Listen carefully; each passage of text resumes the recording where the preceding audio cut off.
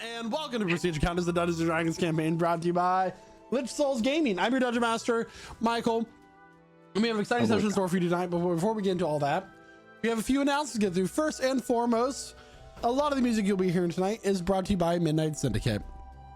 Midnight Syndicate is a music production group that creates goth, horror, and fantasy RPG music that you can be using at your tables at home. For more information, go to midnightsyndicate.com. If typing in that many characters is too much work for you, in our Twitch chat we have a nifty little command, !midnight, which will give you a clickable link along with all the information that I just said. You can also listen to their music on Spotify, watch your music videos on YouTube, or even ask your Amazon Alexa device to play Midnight Syndicate right now. Although we prefer you don't play it right now because we have a story that we want you to be part of. So, thank you, Midnight Syndicate. Great time. We have artwork. Me too. Oh, look at all this, like these wonderful bust character portraits, which were all made and colored by Jeremiah, who is Rosad, currently in this campaign. You can commission him by joining our Discord. It's lichsouls.com/discord or !discord in our Twitch chat for a clickable link if that's too much work for you. lichsouls.com/discord, and you can message him, be like, hey, I have this really cool character, but I want to see artwork of this character. Well, can I pay you monies and you make this character? And he'd be like, sure. It's Slimy Rice on Discord, by the way. But yeah, nifty stuff there. And just because we don't have a advertisement video for it, don't forget that we have our dice sponsor, Only Crits. They Only offer Crits. your, resin dice, metal dice, gemstone dice. Command !Only Crits in our Twitch chat for a clickable link to that. You can use the code LichSouls at checkout for a discount. Pretty cool. Yes, amazing dice website. I love dice. I love gemstone dice specifically, especially dice made of opalite. Those tend to be my favorite ones. Then they have not killed anybody at all at any given point in time. That is for sure.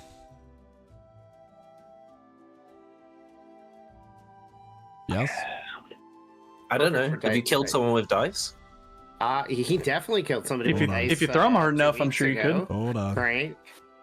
He rolled a lot of dice. We're having technical issues here. My audio just went out. Oh. Guess we didn't need to comment on that.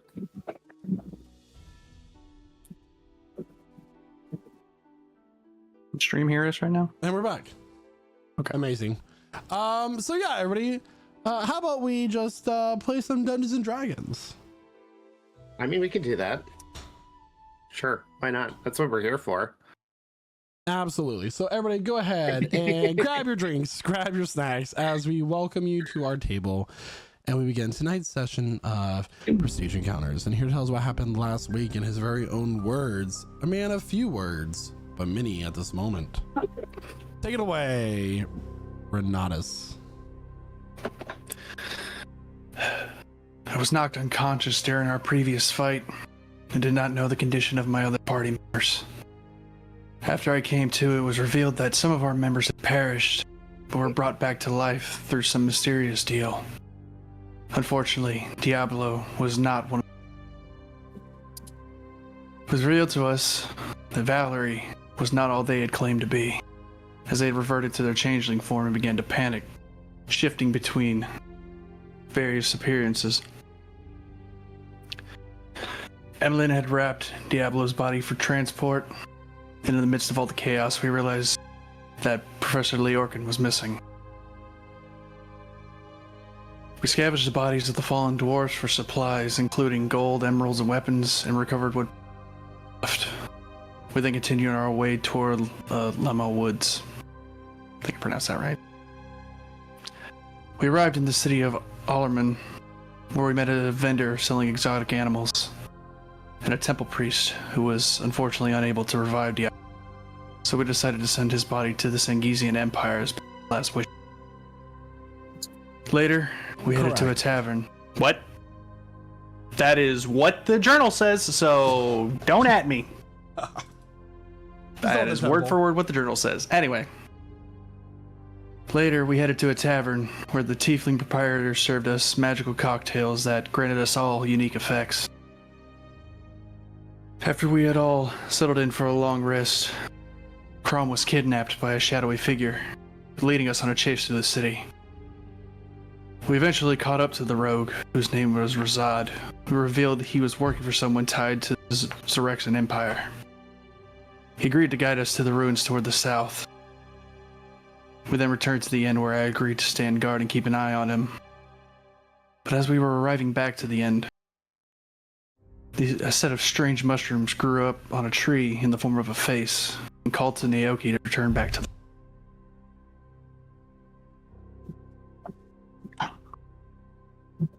Thank you so much. And that is where we last off with a face growing and forming out of mushrooms, quickly saying to Naoki that he picked up on his the voices he picked up on his presence nearby from the network, and Naoki needs to return home to the grove nearby in the forest at his earliest opportunity.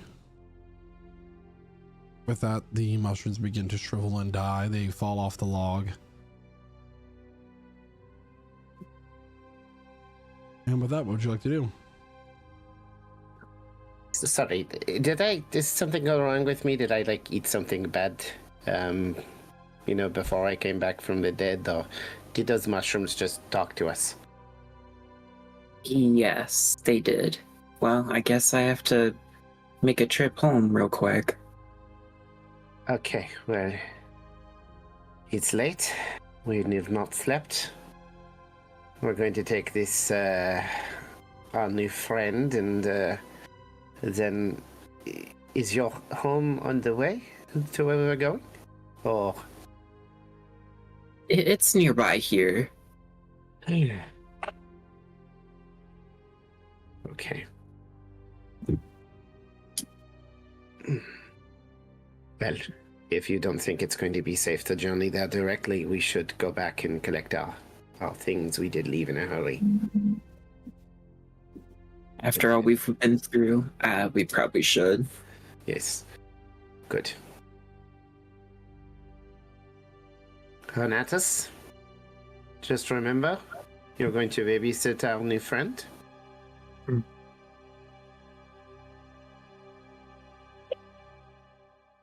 Close watch. Yes. The one thing you need to know, you may need to sleep. Renatus does not.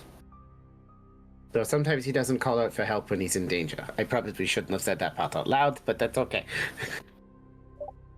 That fucking figures. Of course, you guys got some bullshit where you can keep a watch on my every move. They never tell us. They never tell us everything. Yes. Well, honestly, now that my fan has a taste of your blood, I'll be able to track you anywhere you go. Uh-huh. Valerie keeps a straight face. I can't. All right. All right, can you track this? He holds his hand behind his back. You're giving me the middle finger? You're a smart one. I've been a little bit of an asshole here and there.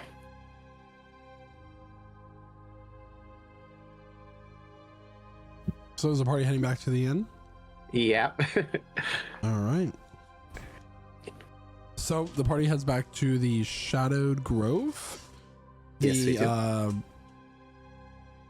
Establishment ran by Lunestra, the pink tiefling, who is a magi mixologist. I love that so much. And are you staying for the rest of the night, or are you going in the morning, or are you leaving now? I think we hadn't finished our long rest. We were just like settling down, so. Okay. So are you going to try to finish your long rest? Yes. Sounds good. Where is Rosad sleeping? I'd assume in whatever individual room that Renatus was in. Yeah. Very well. And soon enough, the party awakens the next morning, bright and early in the city of Valorman. The city begins to wake up as well with all sorts of sounds of people going about their daily business.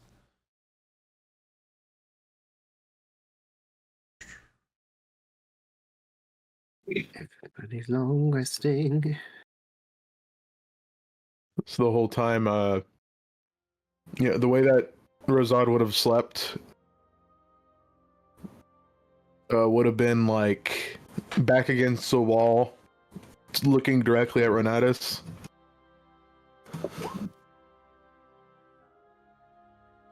Oh.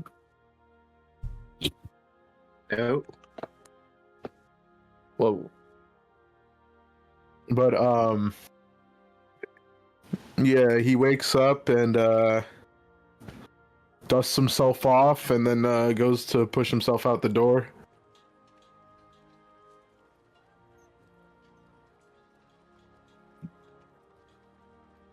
Where do you think you're going? It's the morning. When are we leaving in the morning? So it is.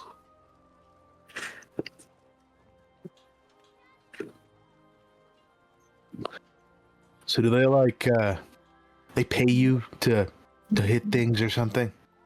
Is that what's going on here? Renatus doesn't respond. They obviously don't pay you to speak. Well, if he got paid by the word, he'd be in real trouble. Yep. Yeah. Sorry. I feel like I burned a really good line for Valerie.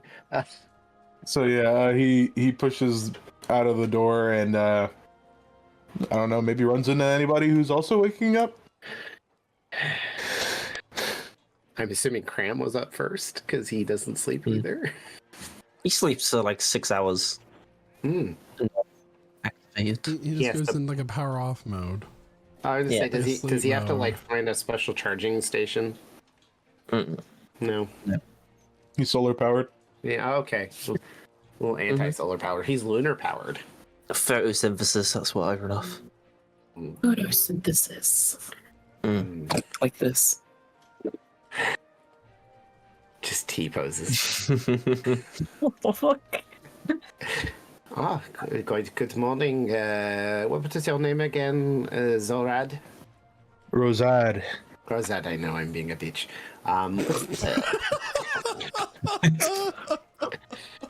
At least she's honest. I love it. So, before we head out and do some dangerous stuff, let's get some breakfast, huh? I'm sure you're a little bit hungry. Well, since I'm doing you the service of being your great tour guide, I'm assuming you're going to pay for me, right? Yes, of course. That's what Talia's for. She's the money. I gotta pay for this bitch. She's the money. Bitch, I'm not the one who shot a guy in the ankle.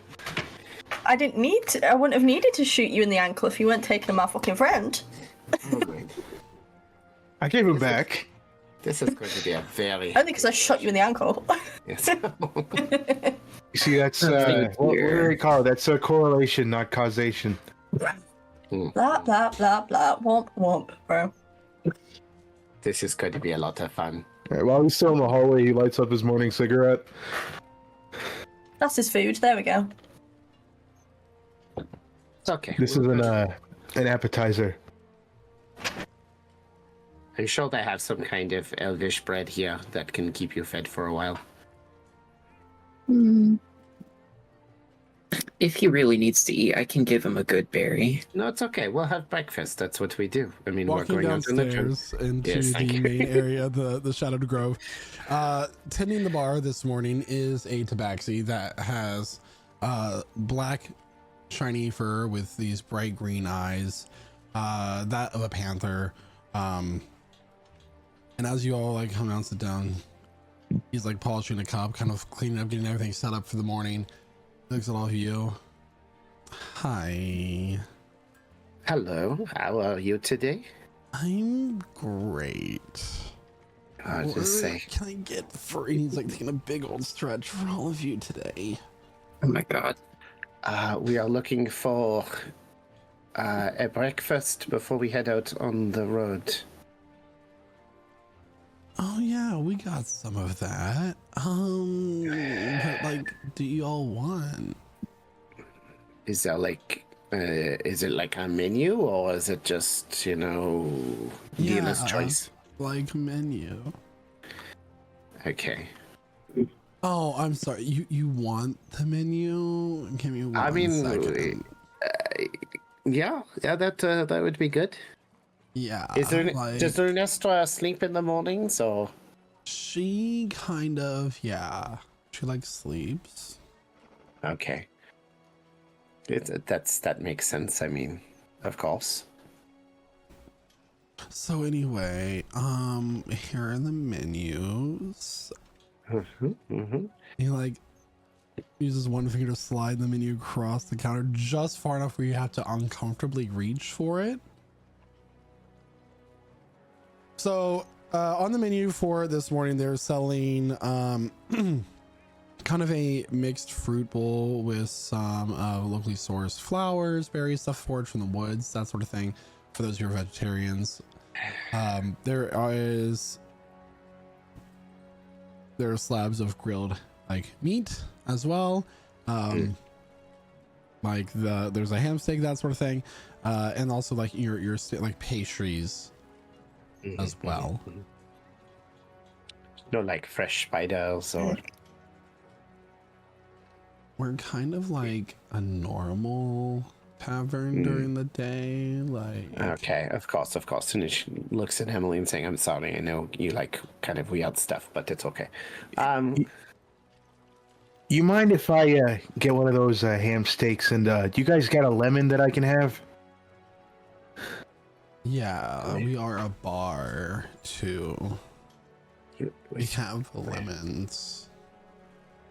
Sorry, what would you want a lemon with breakfast? The fuck else? Eat. I eat lemons. Is that weird? You Yes, just eat lemons by themselves? It's a little sour. Yeah, do you like put some honey on it? Or, I once, there was this thing that a friend of mine gave me that if you ate it first, it'd make everything sour taste sweet. No, it's a Like it's a goblin thing. Is it a goblin thing? I've never heard of that. But, I've only met one goblin and he was weird. So, maybe.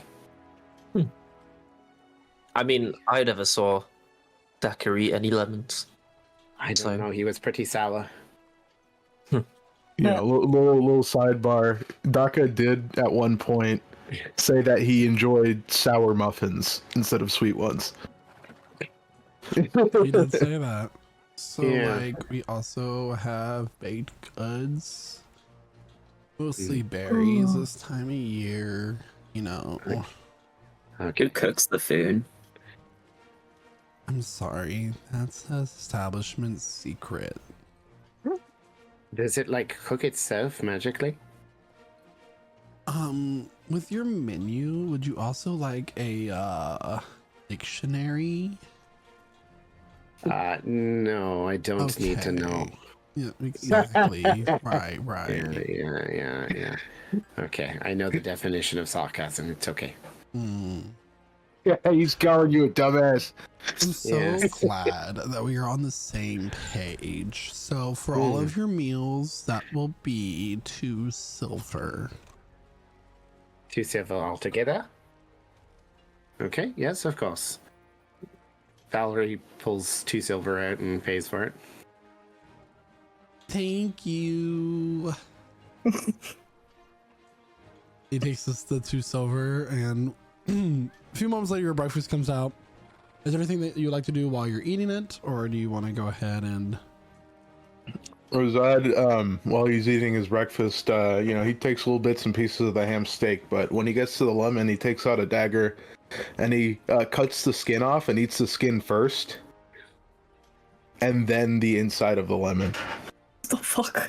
I mean, Interesting. as a person who can eat an entire, inside of a lemon, I've never considered eating the skin, so...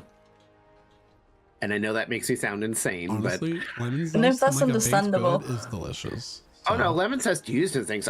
You don't eat the white bit because The of pith. bitter. You don't eat you just eat the zest, not the innards. Yeah.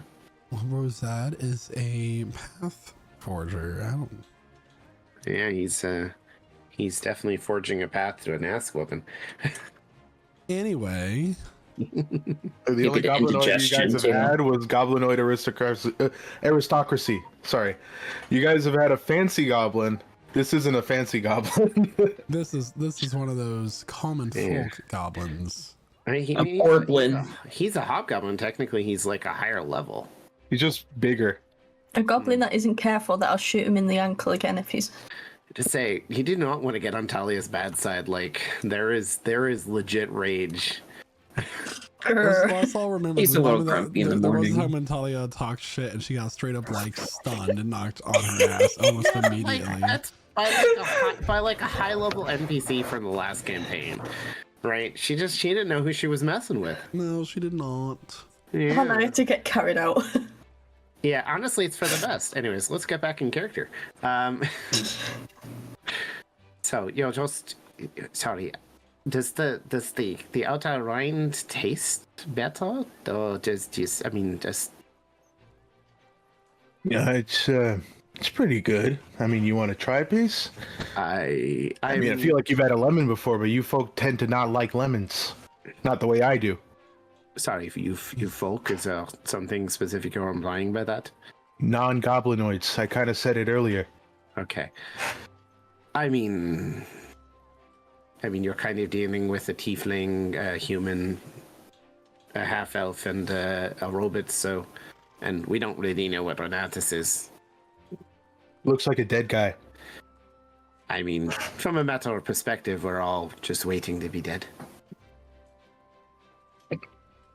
Yeah, I can agree with that. Yeah.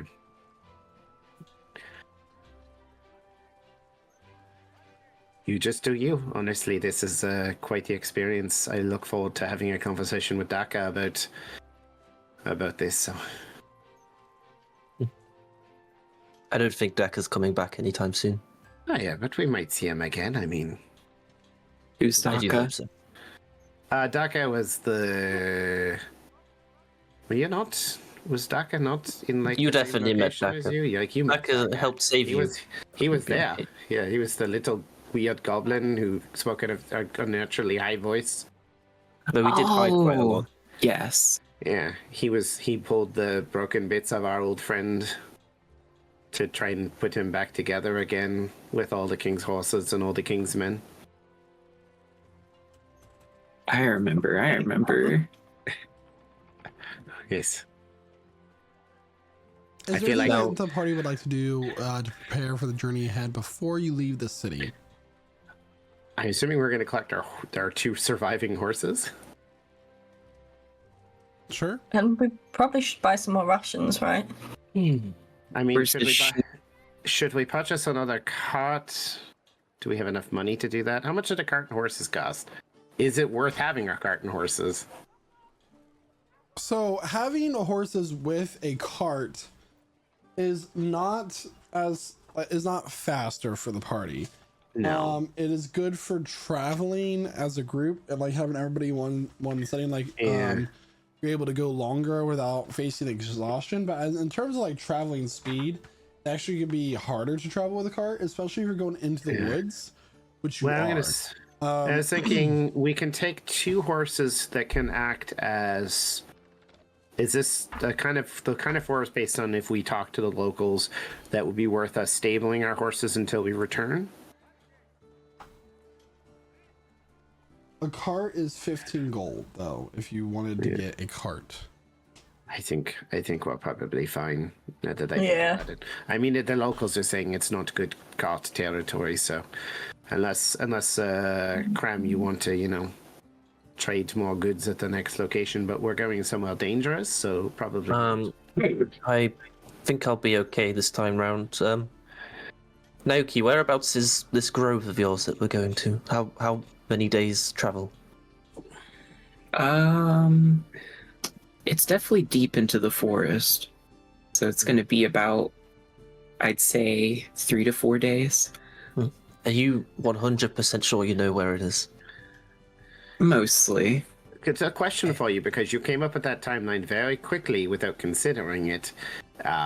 Were you entirely sober the last time you traveled? And do you want to consider, in a more vague way, thinking back in your memory specifically how long it might be so we don't set ourselves to a 4-day travel?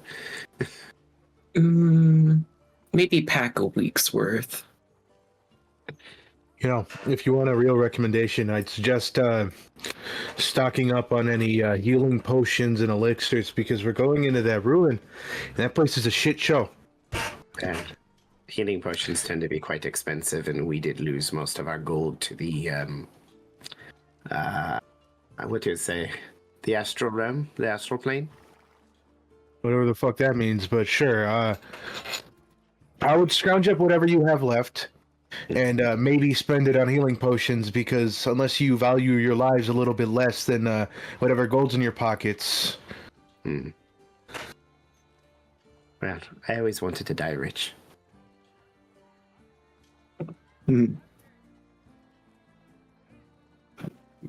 Does anyone have enough money that they would want to spend on healing potions or potentially new weapons, things like that before we go? Somebody who maybe, shocked the entire party in a card game, looks at Talia. I did spend a lot of that money, you remember, on a cloak. Right. I mean, That money is mine. I think all of that money is hers. She's the one who won it. I also have a little gold if need be. Yes. I managed to rebuild the party funds from what was left of what Diablo was carrying as well, but that's not much altogether. So we can take a look. I mean, we can quickly look for maybe a few healing potions to keep us alive. And are you happy with the short swords, or were you looking to potentially? I think I'm gonna look for a new longsword. Yes. Of course. Or you could get your new one fixed with other ores, like I suggested, and have Yeah. But then Is there a forge? And if anyone needs any rations, I'm happy to spare some coinage, so you can get some. Yeah. So we can't go more than 2 sessions without shopping. So Shopping.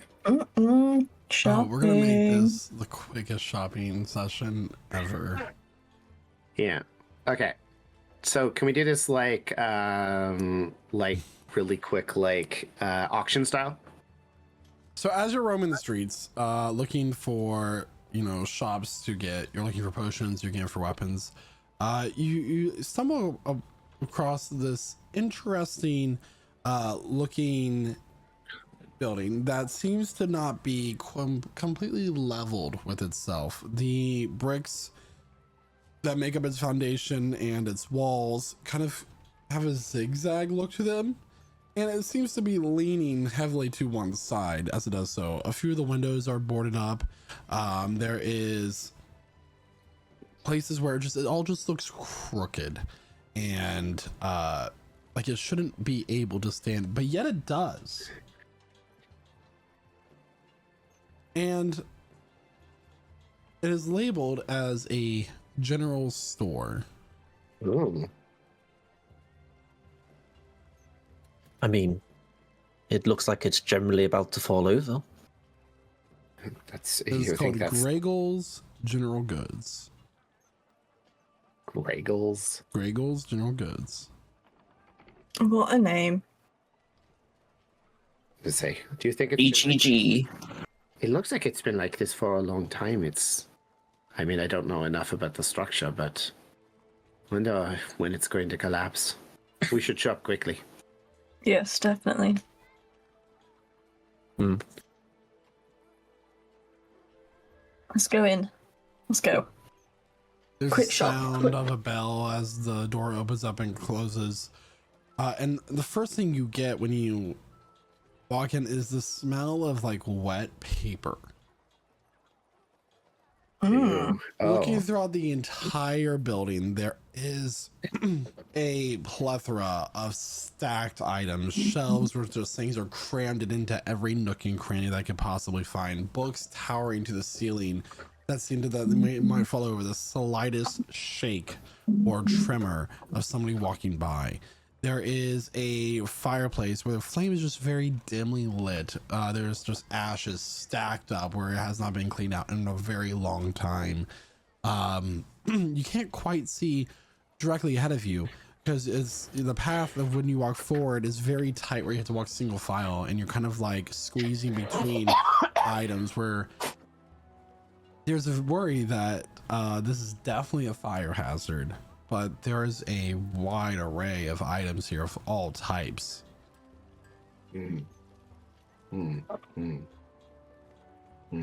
Places. I feel like you could just take anything and they wouldn't even notice.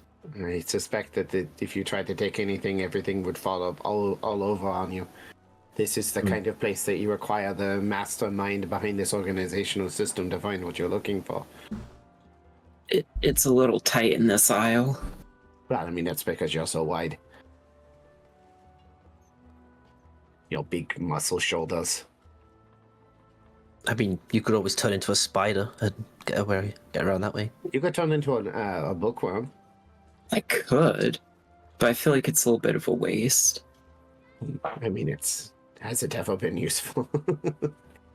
You wouldn't let us turn you into something small we could throw over that chasm, despite we had the long conversation that you didn't say much in. Ah. So do we find anything, or is it just all a bunch of garbage? So as you're walking by, Valerie, there is a stack of books that kind of like get stacked out in an arc and then continue on up. So there's a space between them. And as you're like looking through, you see an eye staring right at you through this hole in the books. Oh, hello. Don't be nervous to be in my store. I am Gregor.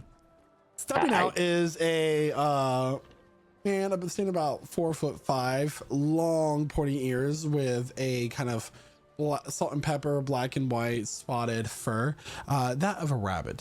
Some of you would recognize this race as a herringon. And he kind of like jumps out from behind a pile and in front of all of you. He has this long top hat that his ears come out of, a patchwork cloak of very bright colors, things that are like, you notice a polka dot pattern here. Just very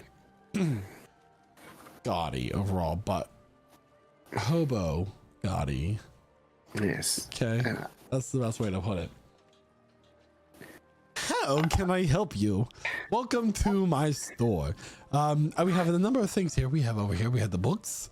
We have, what kind of books are you looking for? I imagine that you're a reader. Are you a smut reader? Oh, that's very naughty. But I do have the books that you're looking for. If you just want to go over to the pattern. Do you happen to have like we also have a wide compendium variety of of what?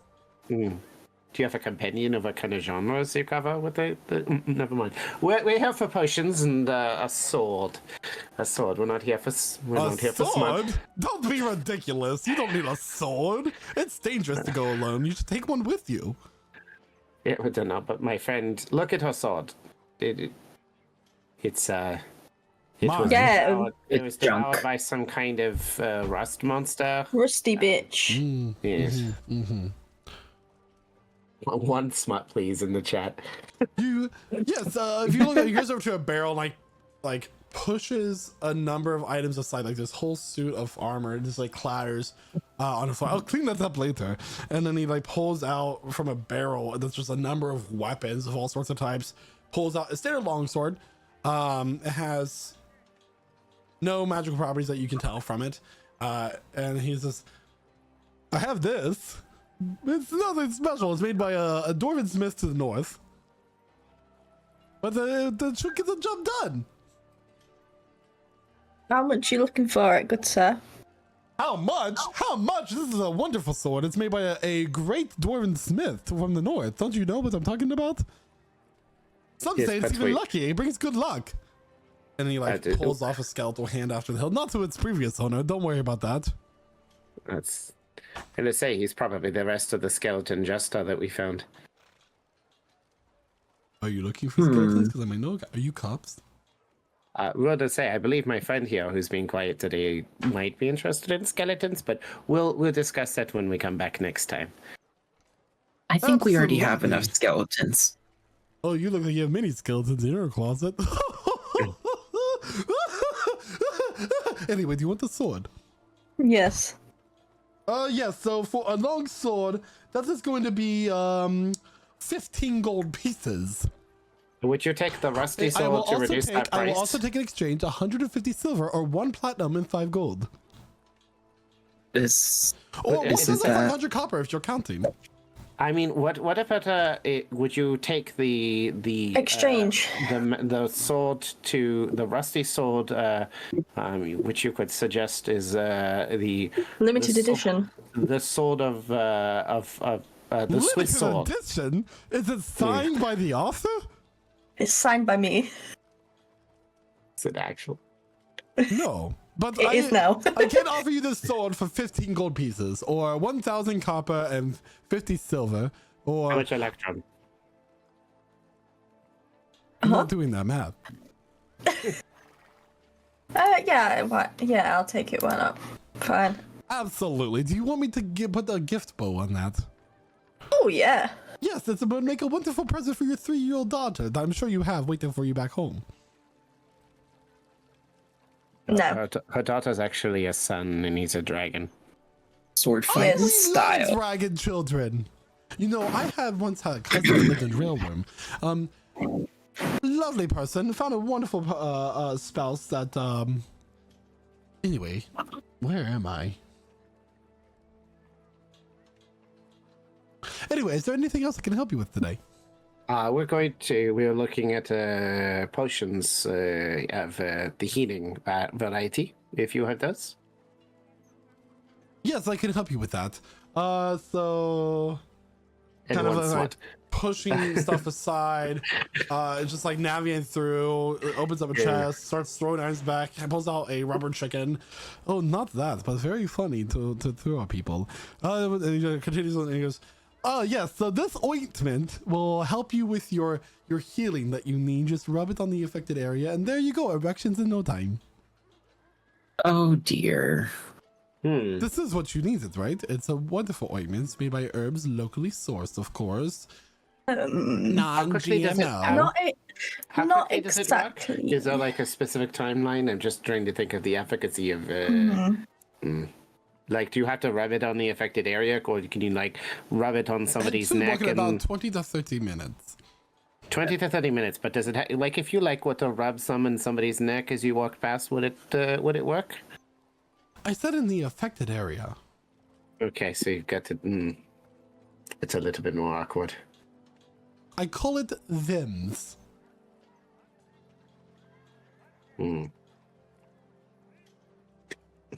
Was there something else that you had in mind? Well, it's more meaning like the kind of potion that you drink and it restores your vitality magically. Oh yes, I have that over here. I have and he goes to like a glass case, wading through stacks of papers to do so. And there's a number of bottles that are like this, like there's all sorts of fingerprints on this glass pane of the cabinet. Needs to be cleaned, but there's a number of bottles containing red liquid inside that kind of has this like slight sheen to it. Gives off a very, very faint light. How many do you need? How much is the going price for it? The potions you have. These are very important potions. They restore vitality, as one might say. You drink it, and you know, if you are dying or you have a small paper cut in a very unfortunate area, to get rid of that too. I suppose you could use that with the salve together. I mean, if you wanted to go for round 2, sure. Oh my. It's But I prefer just a cup of coffee. But Right. yes, the potions of healing. How much are they going for? Just because we need to. The potions of healing are going for 30 gold apiece. Damn. Have you got any other kind of potions in there? What kind of potions are you looking for, weird man made of wood? And how much is the salve? Just out of curiosity. The salve, I need- that is 1 gold piece. Okay. Yeah, I'll buy that.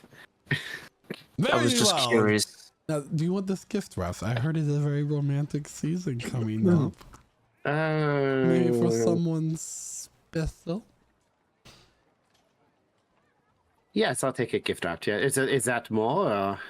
No, it's completely complimentary. Okay, and maybe some of the smuts on the side, but we will work that out with the people healing it. So 11 silver. 11 silver. Okay, good. Okay, surprise me. So he gives you the ointment and he gives you a paperback copy of Step Orc. What are you doing? And how many of the potions would you want? 1 for me. I'm paying it out of my pockets. 30 gold. All right. Pulls out 3 platinum. I'll take 2. 60 gold. This is a freaking hell of a day. We just check my inventory here. You said it's 30 gold? For 1 potion. Do we know if that's like the normal asking price? It's pretty good, actually. One second. Is it just standard healing potions? Yes. 2d4 or what? Didn't those go up? I don't think healing potions. You don't know do. much didn't know about shit. economics. You didn't go to college. Oof. You're not Valerie. You don't know this stuff. Oh, wait, I would have wrote that with disadvantage anyway. It's actually a good price. He's giving us a deal, but that's out of character. A major consideration when it comes to potions is also like how close are you to a manufacturer of them as well. Some places don't have that kind of availability, so the price can go up. Yeah. Does anybody not have a potion of healing? I'm gonna ask this out of character. Does somebody not have a potion of healing and doesn't have the money that they could afford to buy one? I would have like very little money left if I buy this, which is really annoying. You know, the last customer who told me that they don't have that much money to buy one, but they had just enough money to buy one, they died. And do you know what they died with? All of that money. So just a question for both of you. Do you have enough money to buy a potion or do you not? I do. You do. Yeah. You'll just... I am my potion. All right, I will also buy a potion. I'll buy a potion as well then. Fine. And Luckily Valerie will for buy you, one if you buy 6 potions, you get 1 free. Valerie's going to buy another one out of the party funds. So you'll get an extra potion. Okay, so we'll get 2. Cool. And he'll take out a little cardstock card and he'll punch a hole through it. You need to buy 5 more potions on your next visit to get your next potion for free. Okay. Nice. So we got 30 less gold in the party funds. And Valerie keeps a potion for herself and she gives 1 to Emmeline. And I'm sure some conversation would happen, but we're not going to. Adding a potion to the inventory of this character. Excuse me, Gregel. Do you have anything strong? You know, strong kind of alcohol? Are you trying to get I feel like I'm something gonna need it for this one.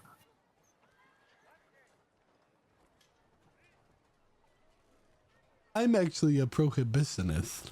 I don't believe in the devils of alcohol drinking. One moment, and you'll take out a little metal box, and there's like some of this like purple powder in there. Take a little spoon and stick it up to his nostril and take a deep inhale. Now, what were you saying? Not a big fan of alcohol. We do this in front of everybody? No. Okay. Yeah, I feel like it'd be funnier if he did. Yeah. No, he Well. totally did. I just said no. He's Does it just- look familiar, at least, what he just did? Make a medicine check. Medicine. Okay. Ooh, can I have some? That's an 18. 18. So this is definitely a type of extracurricular activity that you could be doing. This specific one is made of a ground up root that has been dried. Mm. Mm. Yeah. I think Naoki wants to buy some. Possibly. I mean, he just makes like kind of a disgusted look at the man, but he doesn't say anything out loud. Razad. Yeah. Oh no, I was asking. Oh yeah, Rosad does at the clerk or the guy that owns this place. After doing that powder. Maybe I won't, after all.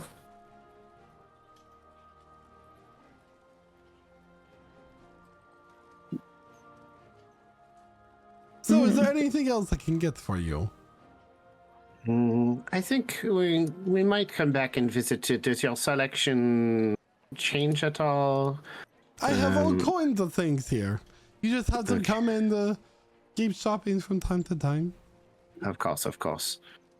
You're not concerned about the books falling over. You seem to have a system here. No, I definitely know where everything is. As long as somebody does not come in here themselves and starts moving things, I know where everything is.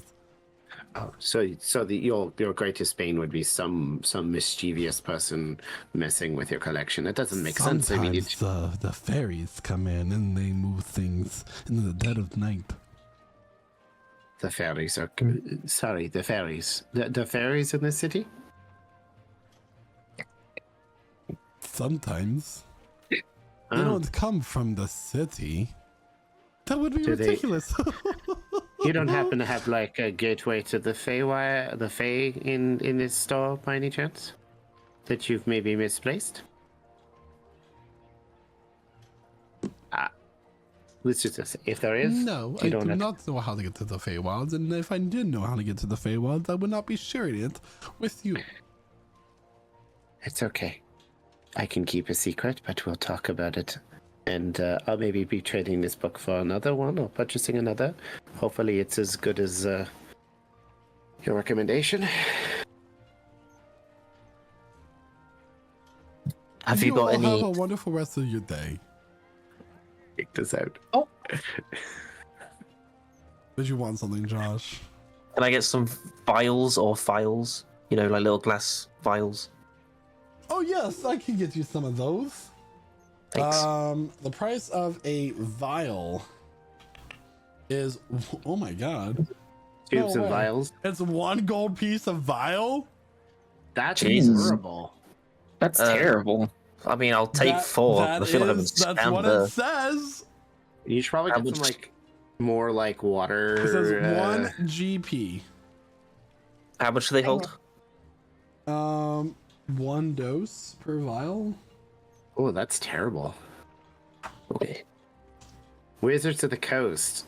Glass making is not that expensive, or no one would. Well, the way yeah, I imagine it are the vials need to hold like anything for like magically infused liquids. So, it holds up to 4 ounces per vial. The 4 ounces is 1 dose. Okay, I've bought 4 of them and I've handed 4 gold over. Mm. They're probably also really sturdy too. So Well, that's the whole thing. They have to hold like insanely Yeah. powerful liquids from time to time.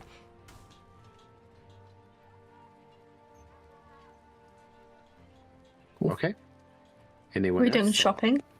I think so. We'll retrieve the horses and let's follow Razad's lead. I thought you was going to the grove first. Whoa. I'm so confused. I thought you were going to the grove. No? What the fuck, OBS? What the hell was that? I have no idea what you're saying. Can you please clip that? Oh god. Oh god. OBS, Yes, are you okay? You guys said that you were gonna go to The grove first. So But we're yeah. we're gonna grab the horses, and I think it'll be Emmeline and Renatus on the horses that we still have. Whatever you. And then If anyone did not notice, Renatus went into hyper zoom mode for a second for no reason. Hmm. Yeah, it was just like full on face cam. Anyways, moving on.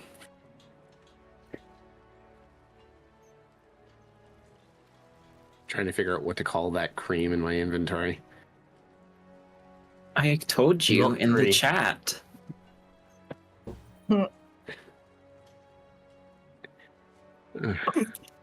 I'm assuming it has I forgot what the official name of it. What was it again? The official name of what? it was like Vince, wasn't it? What? No, one sec. So the cream. He didn't have a name for it. I thought Okay. you said Vims. Oh, thems. Yeah, he called it thems. Yeah. Thems. Okay. Moving along.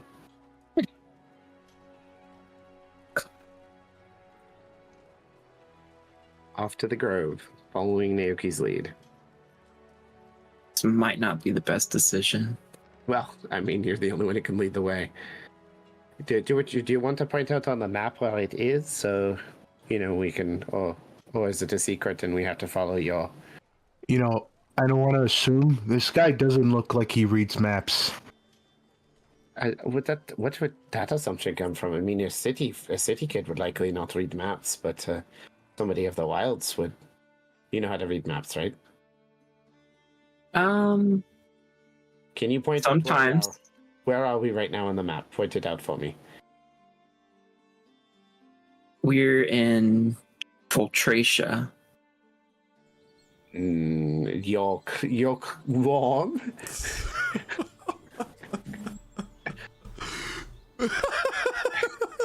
I don't think Naoki can read. You know, sometimes, you can make an ass out of yourself by assuming, Yeah, but I yeah. didn't. Yeah. Okay, Mr. Sass, let's get moving. Lead the way through your natural himbo intuition. He probably knows the Okay. way there. Sort of. It's in the back of my mind, I promise. I'm gonna die. Bring it to the front. That's all we need. Yeah. Again, that's why I mentioned, were you drunk when you did this? Do you need to be drunk to find your way back? Actually, that might be a good idea. Oh no. Oh no. Seems to me you're just finding excuses now. I Okay, think we look. need to have an intervention soon. Look, I don't want to go. Oh. You don't want to go home? No. I mean, right now I'd love to go back home. For me, going home is really constricting. At least you have a home. I mean, I have a home. I just never brought any of you there. Hmm. We literally stayed in an inn in the city I lived in.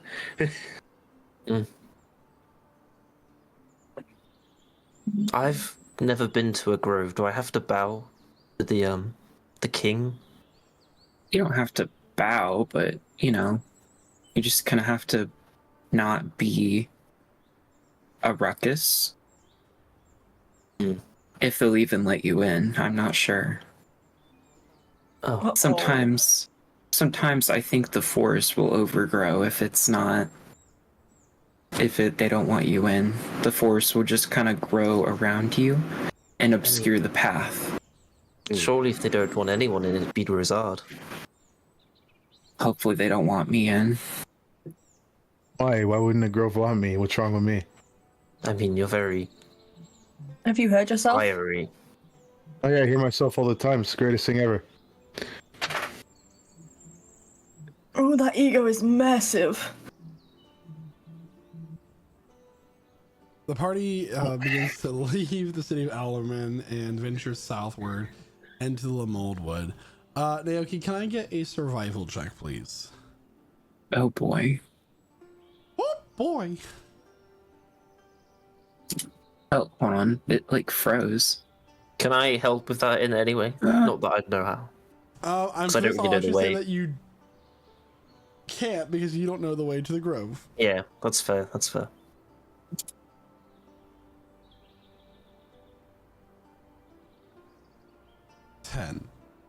Oof. Okay. And soon enough, Yeah. the party begins to head into the Moldwood with Naoki leading the way. We go some direction. Hopefully the right direction.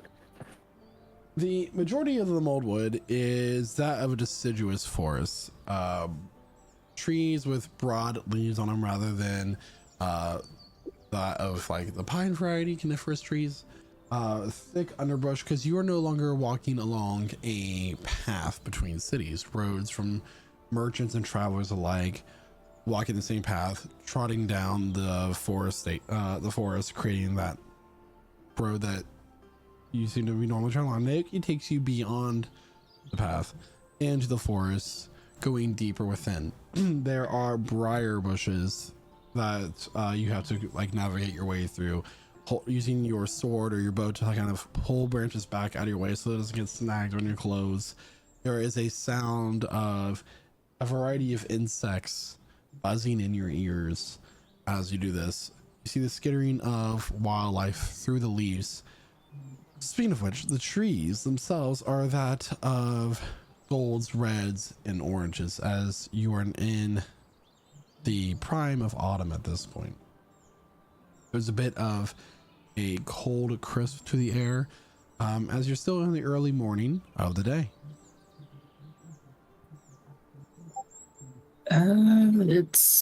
I think I've seen that tree before. You think? Yes, we passed it 10 minutes ago. That's where you saw it. Pretty sure we've been going straight. I mean, there's no horse or people tracks ahead of us. See, that's the thing about this forest, that it always obscures the path. I mean, all the trees look the same to me anyway, so. I'm sure it's somewhere around here. Do you actually know anywhere of where we are going? See, I know, but I don't know if that makes any sense. I have a general direction.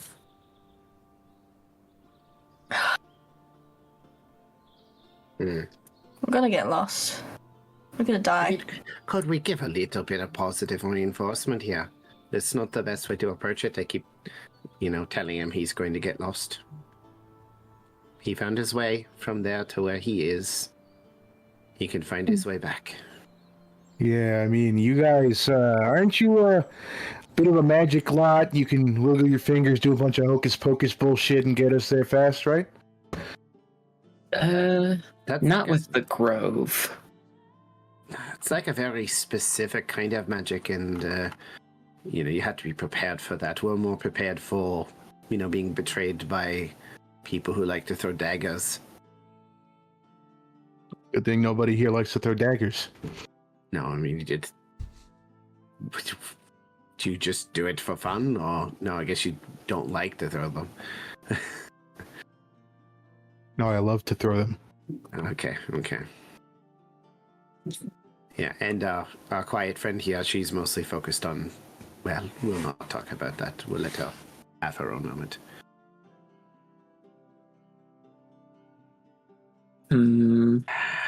But yeah. Could I try use Druidcraft to maybe find a way? Can you put the effects of Druidcraft into the chat, please? I mean, you whisper to the spirits of nature. Mm-hmm. Which allows you to do what? Normally that's the important part. Here you go.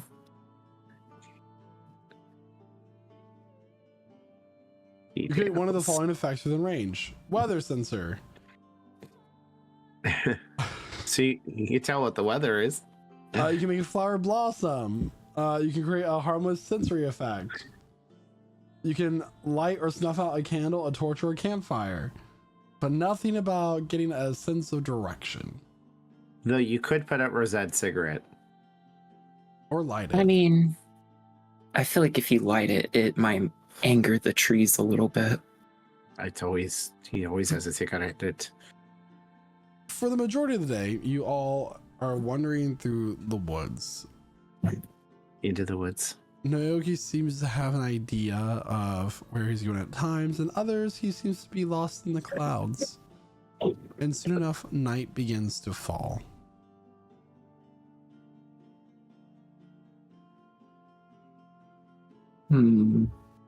I think we should probably stop for today.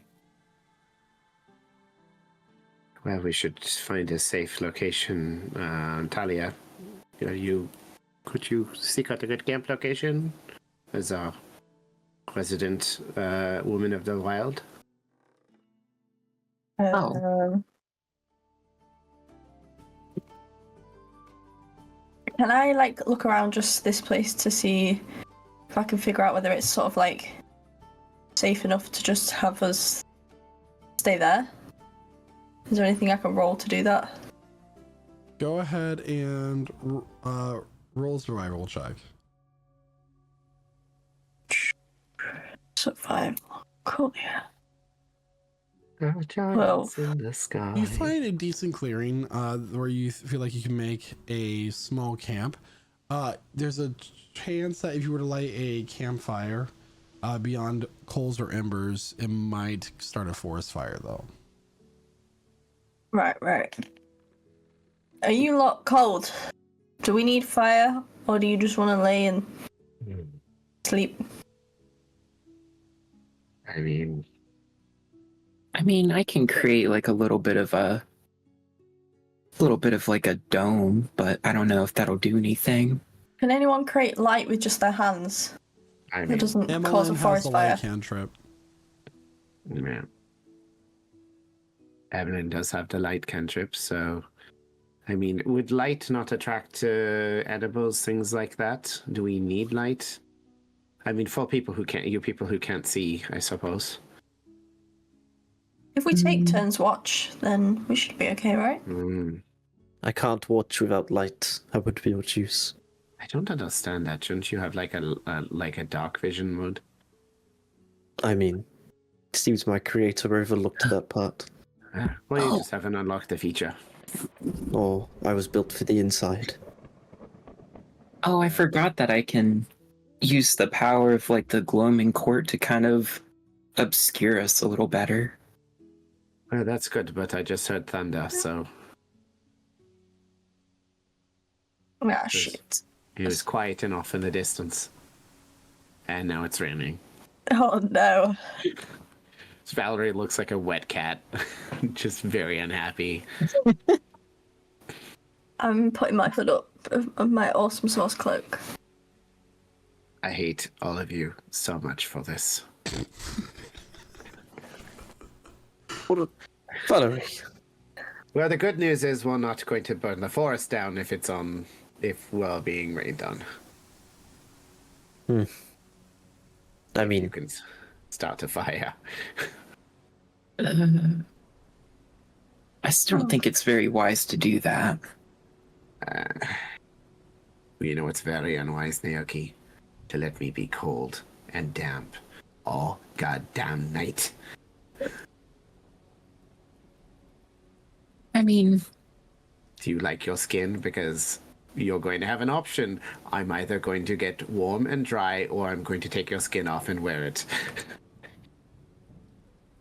Fair enough. Sale. Make a survival check there, Talia.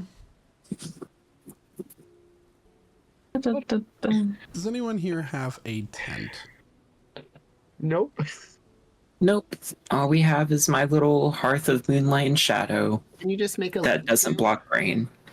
Like, y'all don't know how to make a lean-to? You weren't like a cadet or in the Boy Scouts or the guides? So Or... survival check of 12 is not going to be high enough to figure out how you can do a makeshift cover with the current stuff that you have.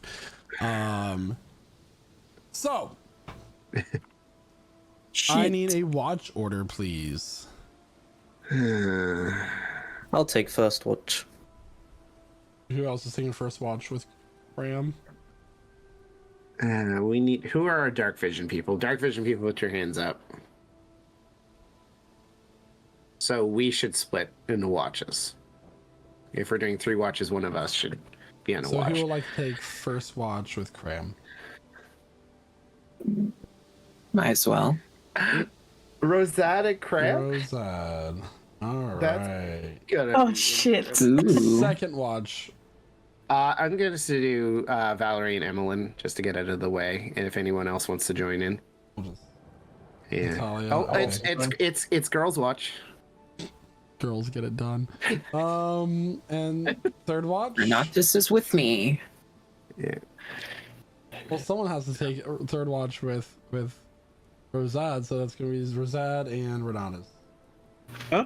Okay. I thought Rosad, I thought Rosad was with. It's I Rosad mean- and Cram first. Kramer and Rosad, and then okay, I get what you're saying. Yeah, There's, literally the worst first watch. No, it isn't. They got a lot to talk about. Yeah, you know the person who just kidnapped you while we were sleeping. I mean, I'll be up during the second watch, so Making do with the autumn storm, the cold rain, no shelter beyond the leaves and the canopy overhead. Cram and Rosette, you take the first watch. Everyone just sleeps in like a bundle together to keep warm. Leaves on top of us. Yeah, wet leaves. Sorry, go ahead. Yeah, Rosad kind of just like he's pushed up against his schnagel. You know, a little bit of a small like hempen tarp over him, but that's about it. Cram comes over. Sorry, I didn't mean to interrupt you there. Cram comes over, takes off his cloak, and hands it to you. You know, the rain doesn't bother me as much with this exterior. You can borrow this for the night if you wish. Doesn't bother you.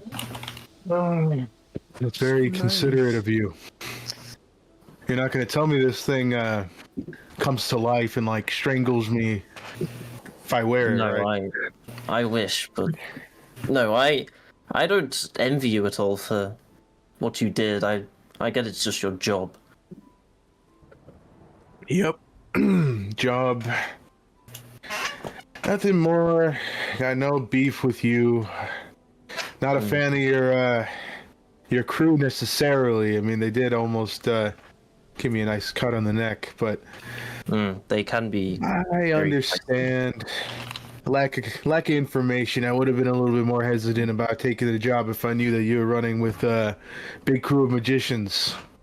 Well, they're my friends, you know, and they could be yours too if you prove useful instead of seeming to fight back and, you know. I'm proving useful now, am I not? Very true. Yes, I do agree with that.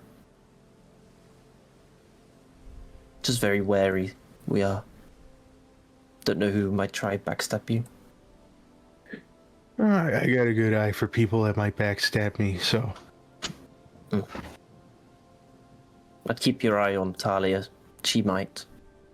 Oh, she's made that clear. I'm gonna shoot you in the ankle again. I'm gonna do this, that. Yeah. It is what it is. Very true. You guys aren't the most scary lot I ran into.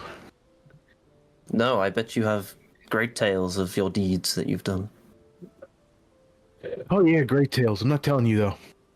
Ah, another night. Maybe. Perhaps when it's warmer around a campfire. Yeah, when I actually have the patience for it, and when my cigarette can stay lit.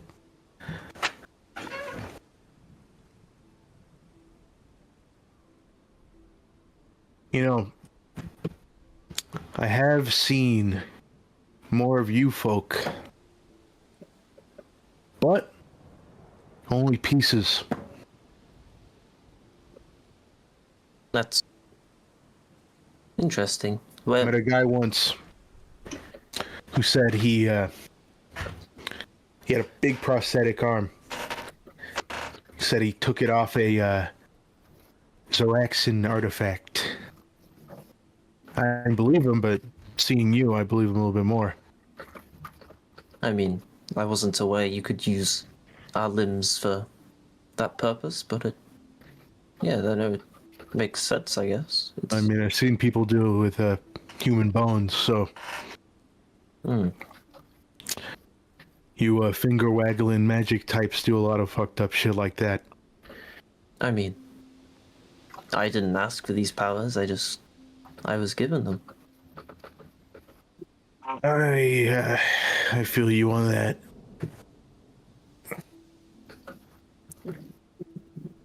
How dangerous is this place we're going? They don't give me a whole lot of details. Everything I've learned about it has been overheard, but I know they've sent multiple people over there in the past. Or at least there's talk of people having sent people down there. They don't make it out. That's not... Are you going to betray us when we get there? Why would I? Have less people? You know, make it more dangerous for myself? Do I detect any hints of lying on that tone? He's not trying to deceive you. I mean, my group might not, but I forgive you for what you've done. That shows me a little bit of your morals, but I wasn't really asking for forgiveness, considering my my survival's contingent on me being useful to you all. Just trying to show you I'm more than just a tin man. Oh yeah, you're made of wood too. You got the jokes as well, I see. Gotta make it a little bit more bearable.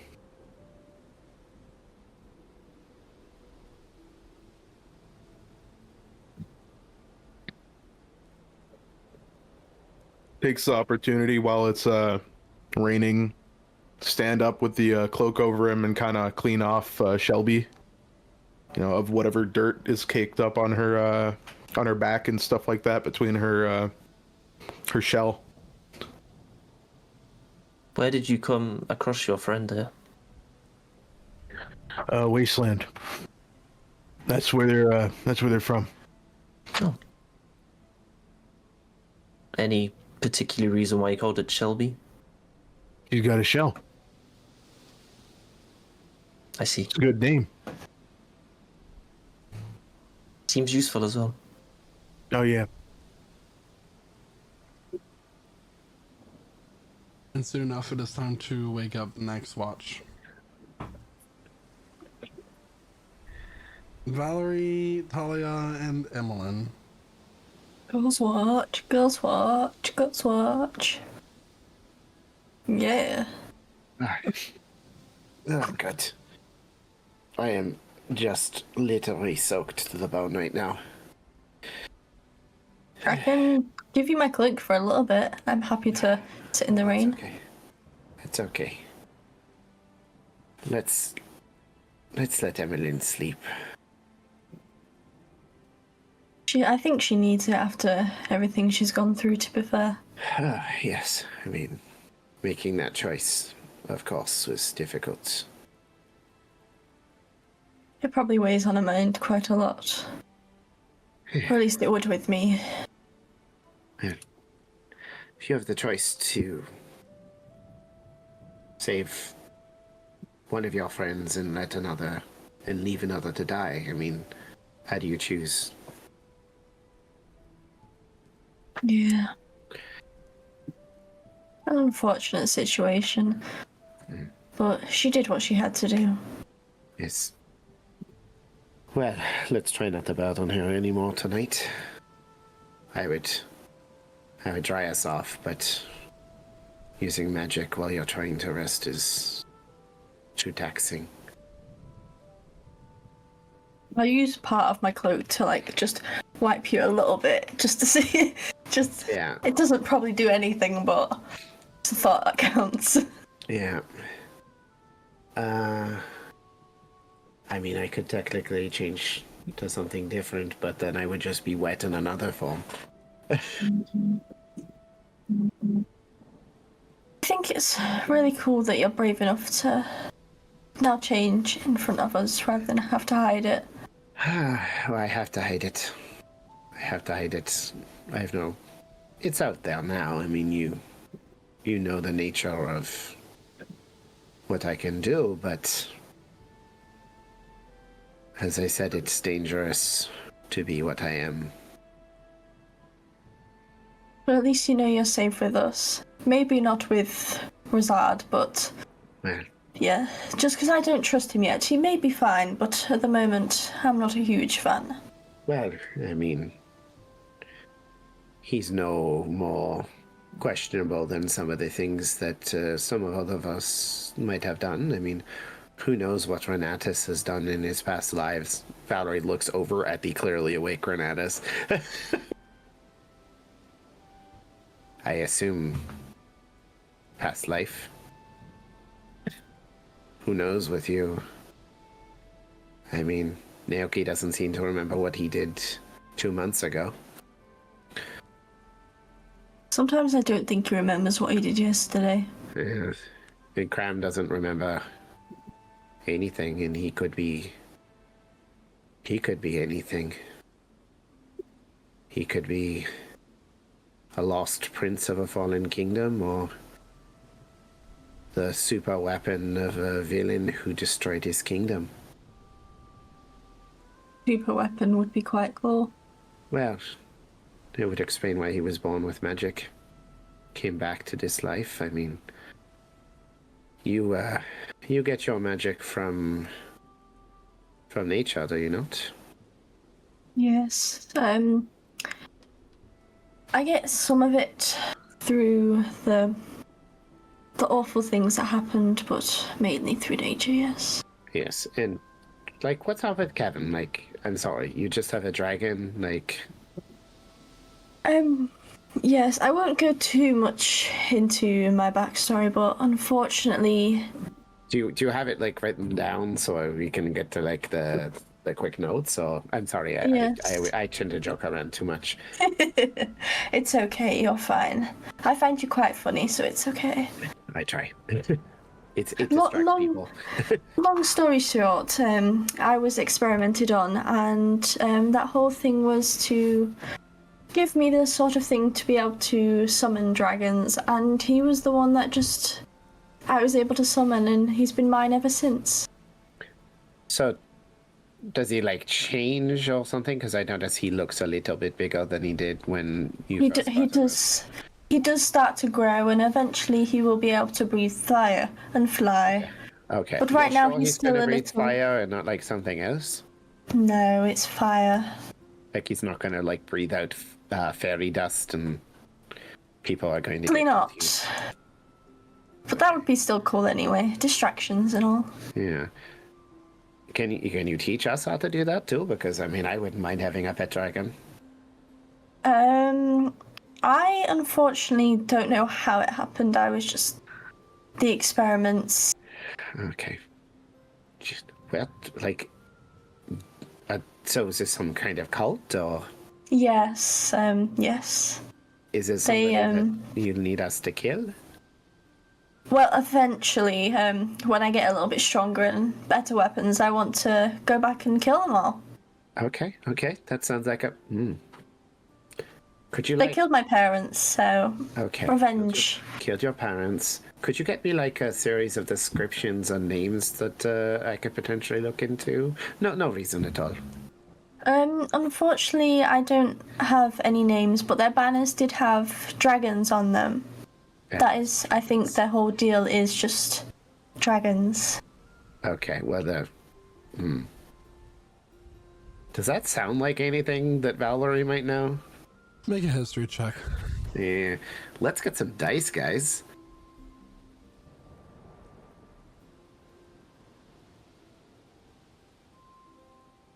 How'd I do? Oof. That's a 5. A That's a natural natural one. Doesn't seem Never too familiar. mind. As you're thinking back on this, you notice that there are a pair of yellow eyes staring at you from just beyond the light. Do you see that too? We probably should have been paying attention. Natus, can you go poke that thing in the bush for us? You want to poke it? But I mean, he's big and scary, and he's got a big sword. So I mean, you also are big and scary and have a big sword. Look at me. How far away are the eyes? About 30 feet. They're low in the bushes. Is it Kevin? Do you know where Kevin is right now? He's not been summoned, so Oh. he could be anywhere. Does he exist when he's... No, sorry, we need to focus on this thing. Do they look humanoid, animaloid? Alienoid. what's Alien. And Alienoid. Solenoids. Make a nature check. Nature check. That's not my... And I hope, so you get advantage. Can she help so I get Yeah. advantage? Yeah. 24. They appear to be that Natural 20. they're cat-like. Oh, Like big cat? Cat-like. cat. I am going to use Misty Step and appear behind it. Lump. All right, hold on. Give me 1 second here. Wait, can it see into my Oh wait, little orb? What's the range of Misty mind. Step? I retract that. He retracts that. Yep, Never happened. Erase your memories. didn't happen. I don't know what you're We're talking about. doing it. He doesn't No, have... No bother- magic. No need checking the VOD.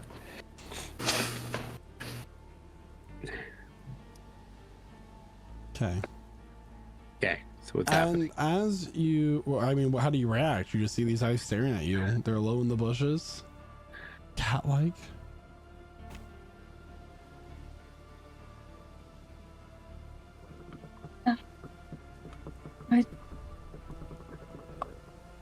I mean, can Um, it see us? yeah. He's looking at us. Like, I'm assuming he can hear us. It feels like it's looking deep into my soul. I don't like it. Is it like an uncomfortable way of looking at your soul, or like you want to Yes. know more and have a conversation with it about, you know, its feelings and... I've never analysed anything that way, I guess, so... Hello there? The Meow? potential person in the bush or monstrous animal who's here to kill us? Meow, The meow, eyes meow. begin to rise higher as if Okay, not- standing. Okay. I'm gonna walk toward the edge of the sphere, and then I'm gonna use my Misty Step to Stepping. Misty Step on it. All right. Renata's appearing behind this figure is immediately met with a blade pointed at his throat, as if with lightning fast reflexes. You look down at this blade and see that it is curved. And stepping out from the bushes into everybody else's field of view is a man, that with tan skin, wearing some sort of cloth wrapped around his head with long locks of dark hair. I know who this is. He appears to be middle-aged. I am Zulkifli, and you have a member of my grove with you. And that is where we're going to take our mid-session break. Oh shit. I was gonna do something cool. Oh well, it's fine.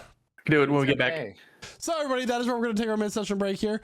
We'll be back here momentarily, but if you're just now joining us... If you're just now joining us, this is a really interesting moment, and, you know, like, you could maybe find a little bit more about who this Zulkifli is if you look at our other streams that we do. So we do this on, like, every Wednesday at 8 p.m. Eastern Central Time on Lich Souls, and this is our third campaign. The second campaign, you know, if you watch all that beautiful thing in the ending, you'll know who this is. And that's what happens if you're just joining us. But you can also find replays of this session every Monday, where our lovely Renatus reposts what we do. And we play other games too. So lots of interesting things you can learn. But honestly, go back. The second campaign is really great, and the ending's super cool. And like, obviously, don't do it right now if you're listening to this. You want to finish watching or listening to this session, and then you can go back and find out the other cool stuff that happened. You can skip like the first 14 episodes because I wasn't in it, but that's okay. Thanks so much, everybody. We'll be back here momentarily. It's about 15-20 minutes as we take this time to refresh ourselves and prepare for the session ahead. And welcome back, everyone. So, y'all let me down. Here you are in the storm with this man sitting here before you, dressed similarly in some ways to Naoki. He says the words, "I am Zulkifli, and you have a member of my grove with you." Okay.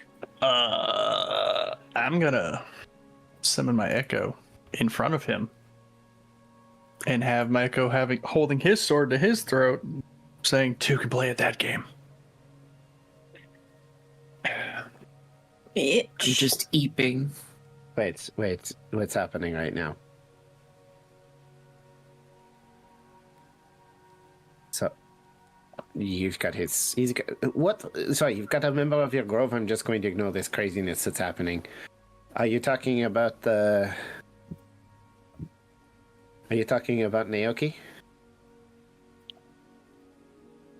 He'll take the blade away from Renatus and tuck it away. He's gonna ignore the echo and just walk around it towards Valerie. Very well. We were heading to your grove with Naoki. Is everybody awake? At this point, I'll say that the commotion begins to wake people up.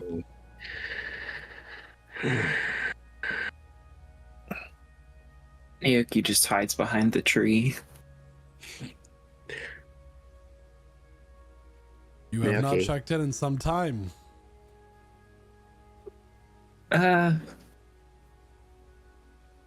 I'm not Naoki. I'm just some passerby that looks conveniently like him. Make a deception check with disadvantage. I will use my reaction to get rid of that disadvantage. Why? With it's funny, isn't it? He rolled an 8. Yeah. Yeah. A disappointed look will just appear on his face. I mean, Zulkifli, I think you said. Are you surprised that Naoki's like this? He's always been like this since I've met him. No, he's been like this since he was my student. Oh. Okay. Naoki, come on. We're all friends here, and this man is your family? I don't know. Definitely a stern father type of fate relationship. I know that. Why are you out here?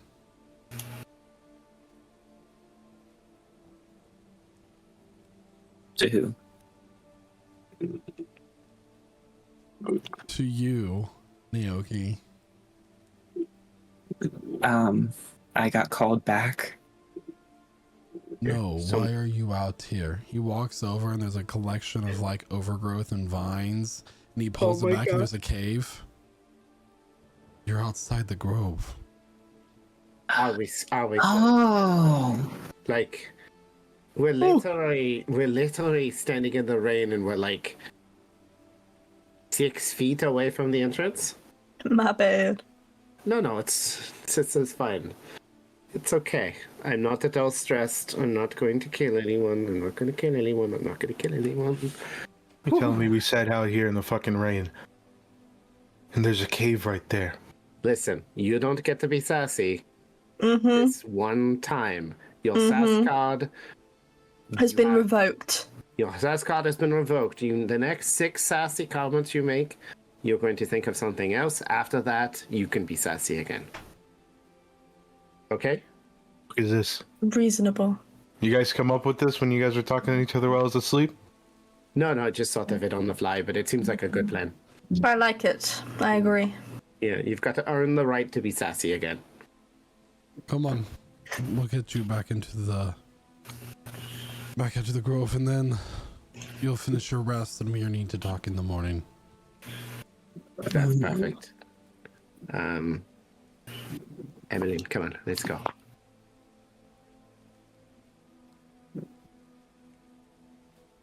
As he is walking the party down this cave, there's like a small flame in his hand.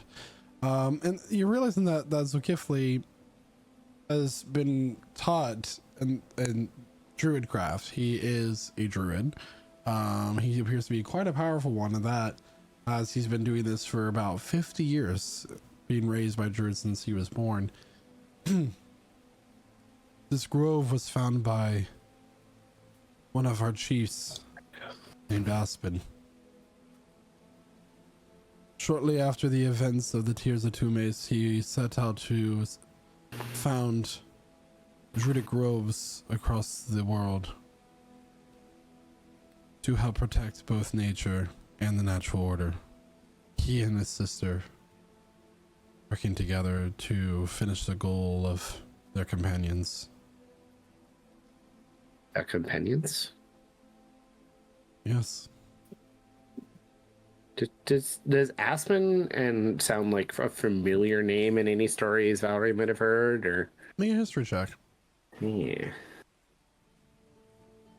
Make a history check, cause it's such a common role.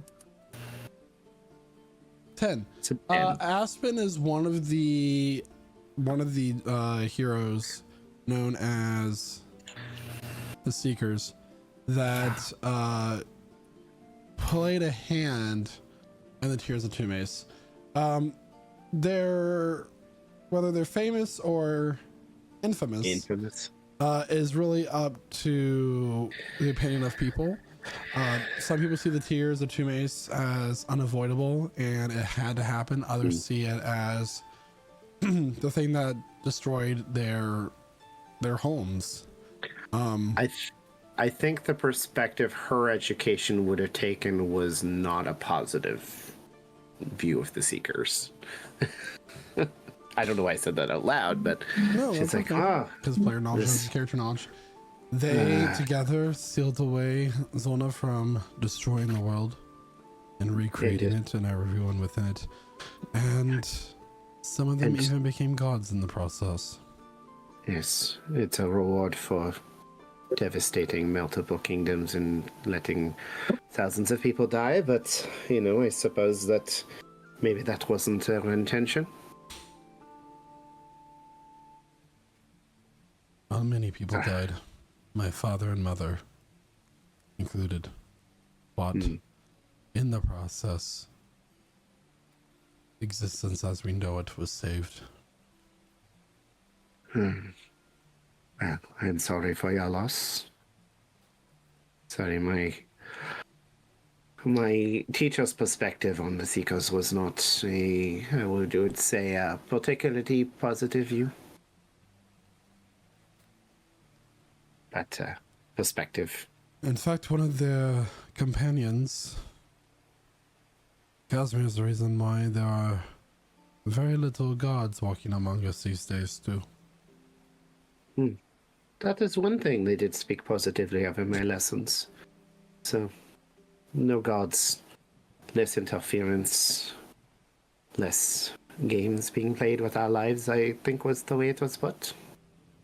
Once you clear the cave, you are brought into this massive clearing of these white, what's the word I'm looking for? Barked trees with these golden leaves about them. There's a balance of living plant life and fungi, and there are many huts and houses constructed using kind of the trees woven together. It, unlike the elves where it's very,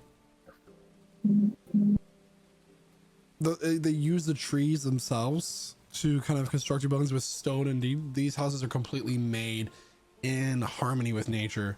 There are these plants that have these bioluminescent flowers that are giving light throughout this dark village. Very little activity. Most of the windows are dark, as this is the middle of the night. You goes over to a hut that is large enough to fit all of you and accommodate all of you. This is where you will sleep tonight. Of course. Thank you for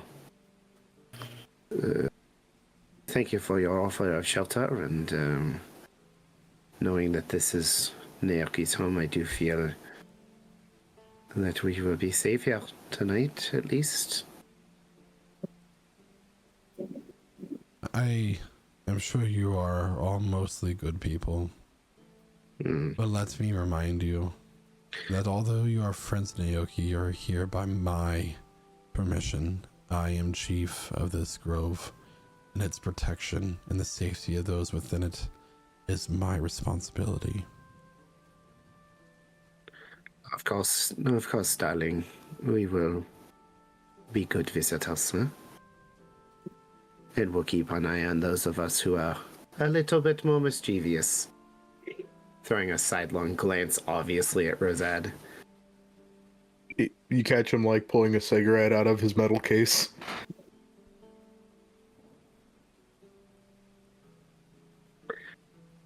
And if anyone gets in particular trouble, sidelong glance at Rosad.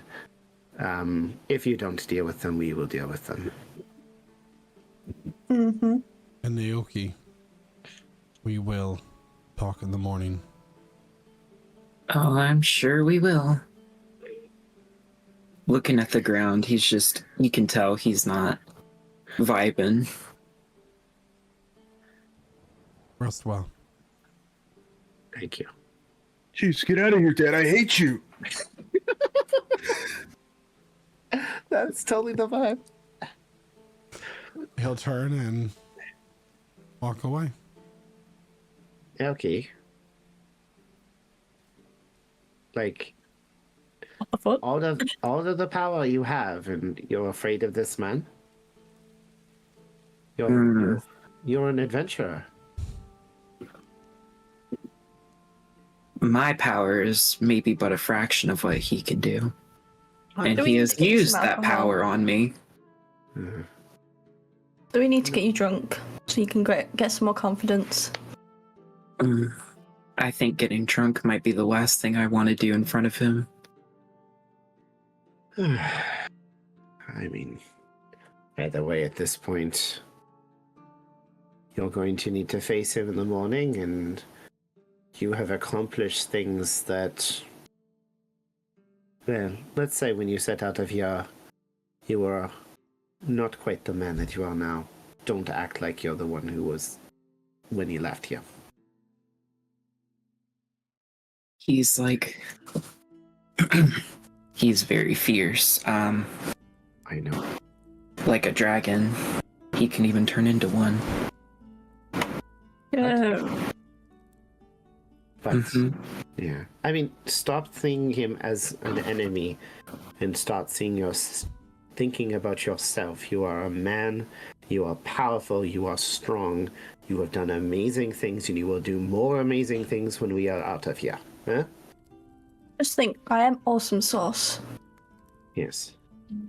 You literally crawled down into the depths of the Underdark and sought great treasure. You faced death and overcame. You have helped us kill powerful creatures. You have saved lives. You are not the child that you are acting like you are. You are a man, and you are strong. Thank you. He just kind of holds this like little flower in his hands, just picking the petals away nervously. You know, and just don't get overconfident, but believe in what you have accomplished and what you will do next. Damn. Right. And get some goddamn sleep. Oh, you'll sleep well tonight. uh, Most of us will. I think it's time for actually you to take our watch and the rest of us will sleep, so I guess you're going to have to think over the things we just talked about while I get warm and less wet. I will say that there is a small hearth in the middle of this hut with like ventilation, allowing the smoke to escape. Other than that, there are multiple beds made of furs here. Quite cozy.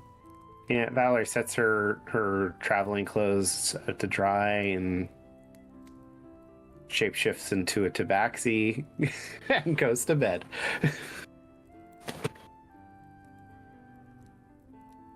Without blinking an eye.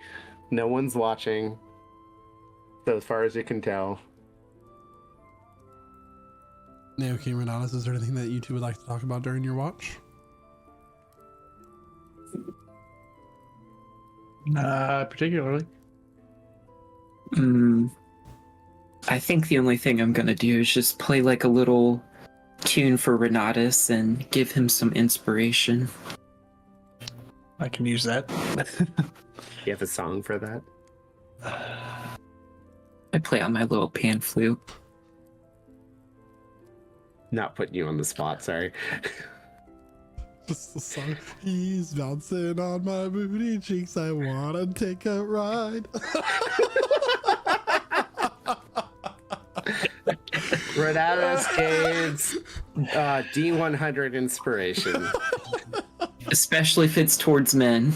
Yeah. So, soon enough, the sounds of the grove begin to rise as the sun does as well. The morning. Oh, good. I forgot I changed into this. And Valerie will shapeshift back into her normal half-elf form before anyone else comes in. You know, you wouldn't think about it. You would think, oh, the fur is just fake, but it actually makes me warmer.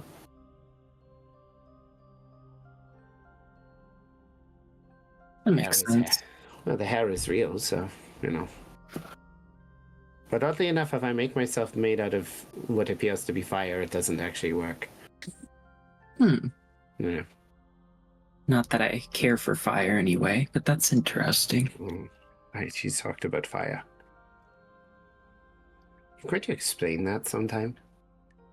It's just a natural hesitation. I don't know why I'm scared of fire, but it just... something about it I just don't like. Well, I mean, fire burns and destroys, but from the ashes comes new life. It's part of the natural order, is it not?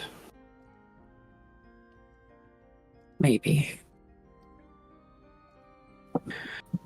Summer may fall, but summer will always come again.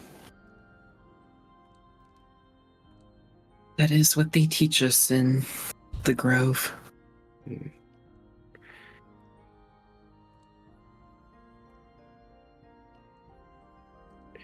Well, I'm dressed. Do you want to get some breakfast? I am starving. Do you know where we could eat? Walking out of the hut, you see a number of druids running around the area. There are children. There are a mixture of different races here. There are humans, elves, furbolgs, all going about business. There are children playing. You see that there are some druids training in druidcraft, farming from gardens, collecting stuff from around the different trees where they are using their power to make fruit bloom and grow.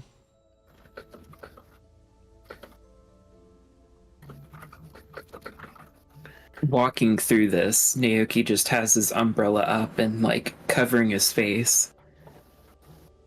Hey, you had an umbrella this whole time? Mm-hmm. That also seems more suspicious than just not having the umbrella. It's my druidic focus. I just don't usually pop it open. Okay, gonna say, it would have been useful during the night without the rain, wouldn't it? It... maybe. Yes. Yes. It's fine. It's your magic, whatever you said. It's fine.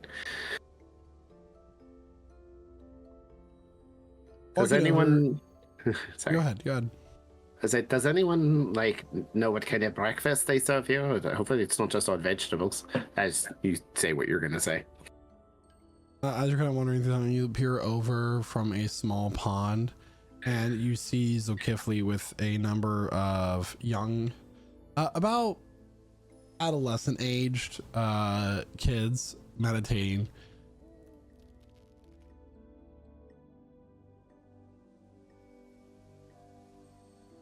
He opens up one of his eyes. Good morning. Good morning. Hello there.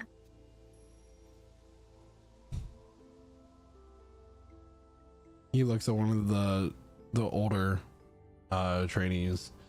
Take over. And he begins to walk with you throughout the village. I hope that you all slept well. It was wonderful. I'm dry. I'm not sick. Your hospitality was much appreciated.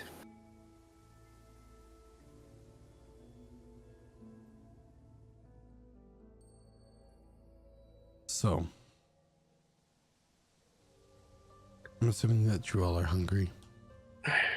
Of course, yes, Absolutely, absolutely. yes. I mean, Having- not particularly. He likes. Can still eat. You don't something. eat. You don't He eat. eats like oil, or I don't know.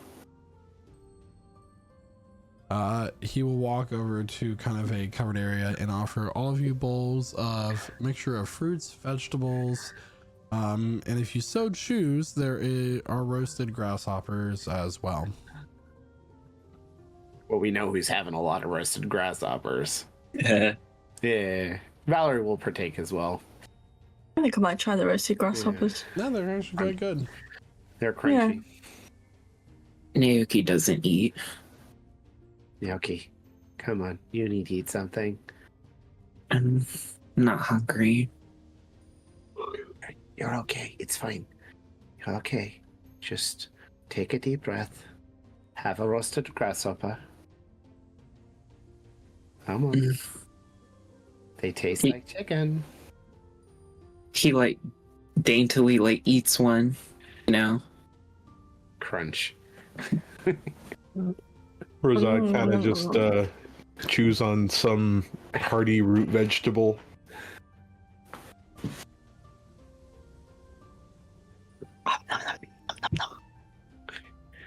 Enjoying your explorations of the outside world, Naoki? Yeah, definitely. He's just like not looking, even giving him eye contact. There's a look of like sadness and disappointment in Zulkifli's eyes.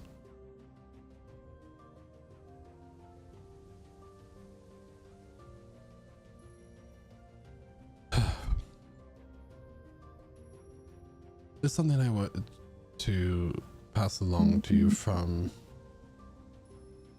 our chief. We have lost contact with the grove in the wasteland. Right off to the Relamore River. Do we know why? No.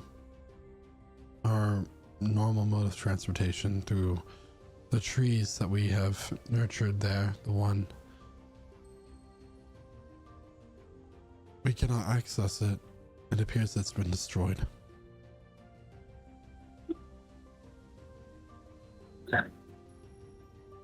He just kind of sighs, just like looking down on himself.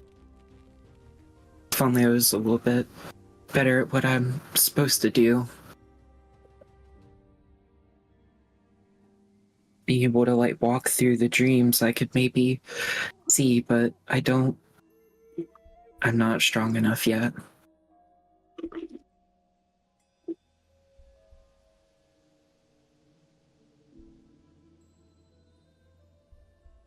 This is the second grove to be destroyed or lost contact with.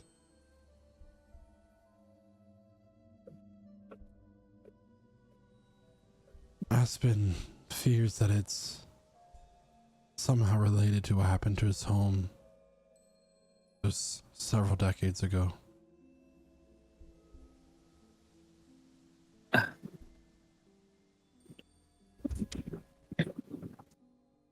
But he has not gone there himself to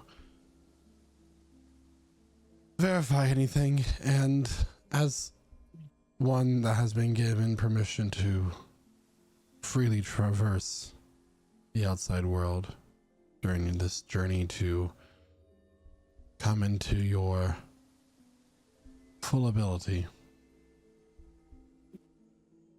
He looks at the rest of you, a privilege that not all have here. Is it to protect your people? Are you afraid they will be hurt in the outside world, or? The world has changed over the last 50 years. Trees are cut down, rivers are polluted, steam, machinery, ruins our air. The world is dangerous, and we have to keep our home protected. But Dreamwalkers, they get to leave the groves on a journey. We were hoping that after this time Naoki would have come into his powers a bit better, like his predecessor did.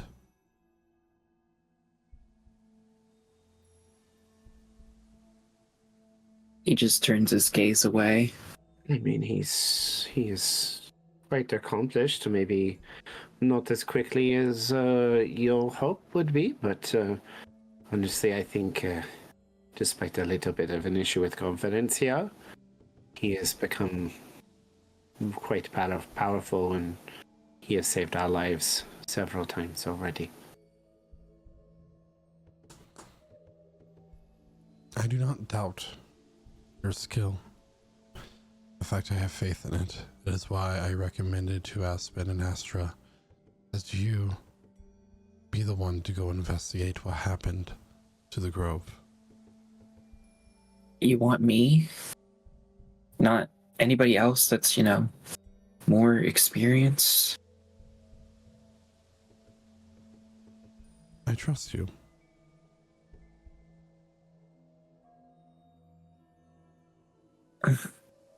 He's kind of just like taken aback by that.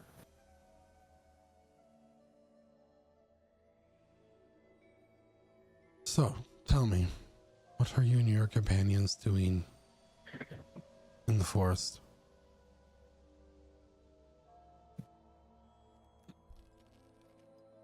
The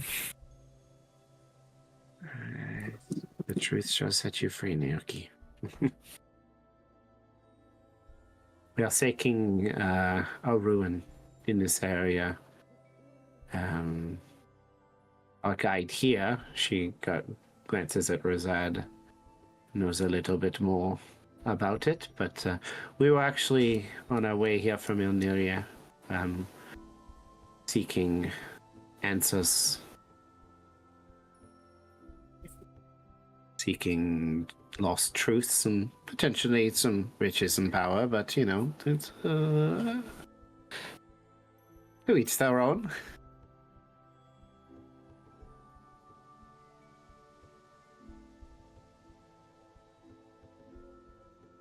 A flash of concern will appear on his face. The ruins are dangerous. What I said. Well, we were guided here because there was something that we needed to accomplish.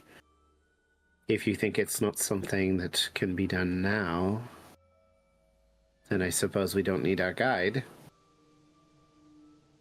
Ha. But there was a certain degree of urgency in how it was being described to us that there's something we need. I'll point out that that lovely key that we had in the bag of holding is not in their possession anymore either. Oh yeah. It happens. Yep. We were. Shit. It's in the ether. Yeah. So we've had some rough luck lately, and well, let's just say that we may be being pushed towards a destiny outside of our control. It sounds familiar.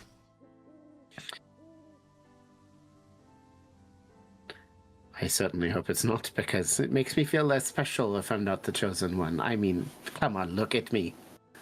Look at this hair, look at these lips, look at the lips. I mean, they're perfect. I can make them more perfect. She puts her lipstick back on.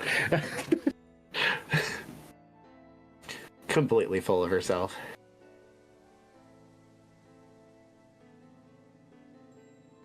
I don't think I'm his type. I'm sorry, I'm remembering stories I was told when I was young. Is that about the founder of this grove and his companions, the Seekers? His parents. Yeah. I'm going to say, I've heard the name Zulkifli before, but I didn't take you to be that man. I am his son. Hmm.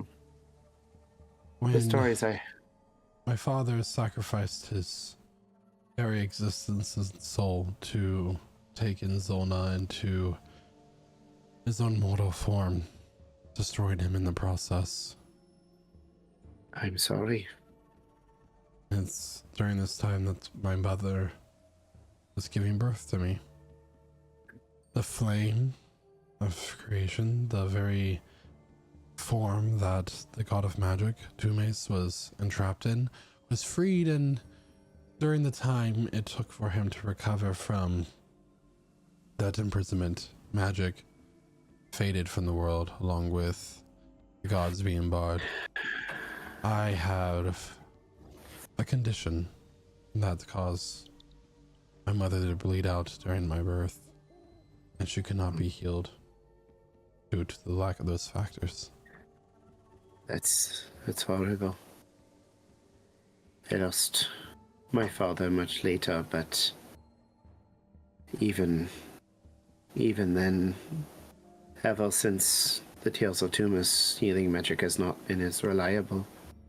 My father murdered my mother, has been in a coma that we could never find a cleric to bring her out of.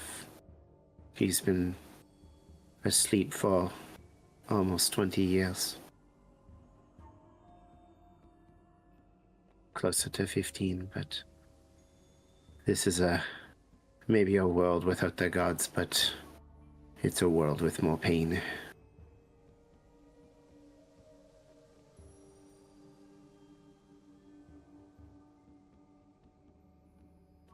I was raised by our chiefs Aspen and Astra. I had family. However, I will not stop you all. In fact, I've been explicitly told not to stop you from going to these ruins. But you must be prepared. Is there anything that we can glean, anything we can learn about what we might face? He is going to hand you a jar that appears to have this purplish black like gel in it. Mm-hmm. It does not smell good. But rules is written, this magical item is known as Ketone's ointment. Ketone's ointment? Yep, Kei. We get the exact thing. Keoghtom. So it is a glass jar. It has 5 doses. It kind of smells like aloe in a way. So as a utilize action, you can swallow 1 dose of the ointment or apply it to a creature within 5 feet of yourself. The creature that receives it regains 2d8 plus 2 hit points and ceases to have a poisoned condition if they have one simultaneously. Nice. So it's a potion healing essentially that also heals poisoned. So you can consume a dose or have it applied to the skin. This ointment is made by the spores of a small companion of our chief.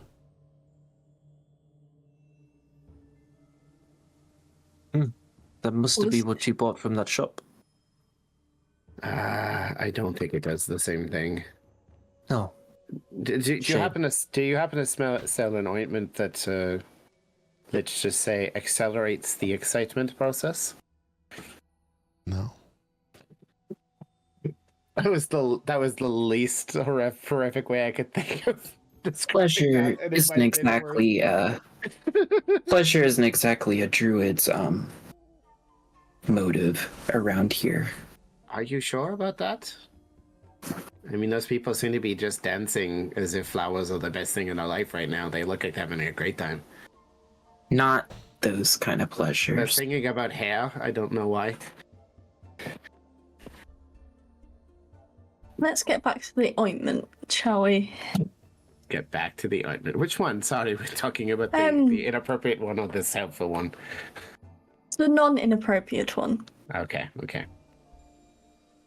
The safe for work one. I really hope we don't mix this up in an inappropriate moment. Oh shit. Oh no. And Valerie, is it? Yes, that's my name. What is this affliction that you said that your mother was affected by, and how long has it been?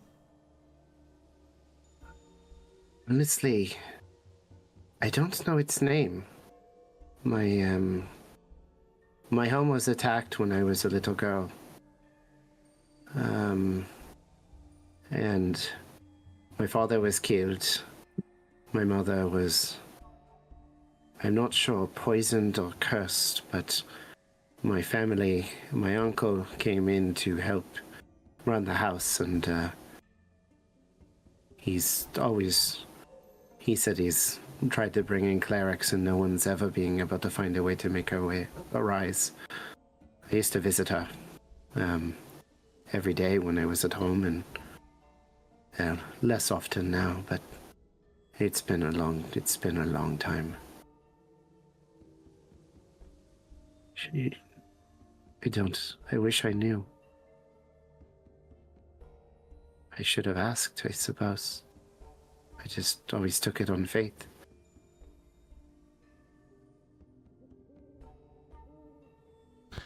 He'll seem focused for a moment. I do not know if this will help, but there is a plane beyond our own that is incredibly dense with swamps and jungles. Insects larger than horses roam freely, but due to these conditions of it being incredibly humid and dense all the time, an herb is able to grow.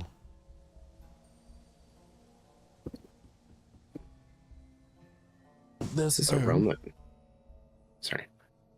This herb, when crafted into a draft with the waters in one of the dark courts, might help your mother awaken from this slumber. So there's an herb. Is he describing the Fae? So the dark courts, make a history check. Yeah. The dark courts. Naoki should know this. I suspect that they've probably been really shady on stuff like this, but it's a 22. She read real well. So there are two realms that reflect the material plane. There's what you know as the Feywilds, which is the realm of light. It has the court of mist, stone, summer, winter, fall, spring. But then there's also the realm that is darker. And this is where the dark Fae reside. The court of night, of sleep, among others. So there's the dark courts and the Fae. Is there something to an herb that can rise? Is there something that could put somebody to sleep there too? Yes.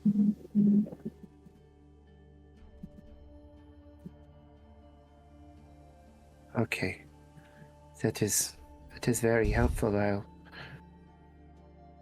If we have the opportunity to go, it seems like a deal. Very few creatures or beings that exist that contain knowledge lost to the rest of the world. Some you have to give a great part of yourself to attain. Just be careful. I mean, you only get one mother, right?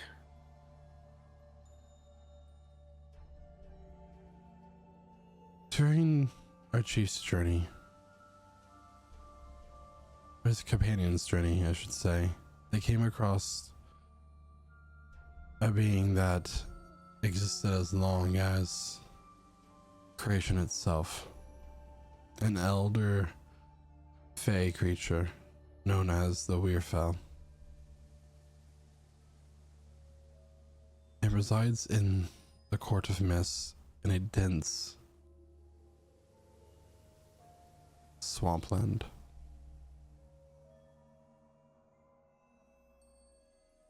So one of their companions had to give up their ability to perform magic to get the knowledge that he sought. I suppose the greater the ask, the greater the cost. Yes. But like I said, there is a river that runs through the Court of Sleep. Along with the herb from the plane I mentioned. Those should be able to help. So Okay. That would be a relief. I would love to see her smile again. there are many paths before you. All of you.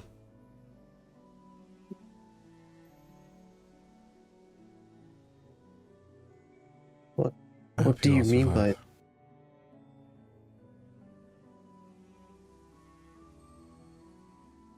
What was that?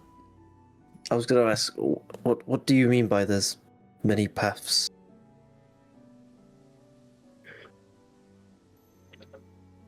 The ruins, the lost grove,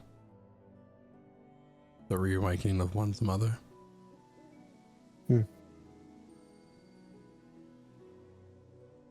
I see.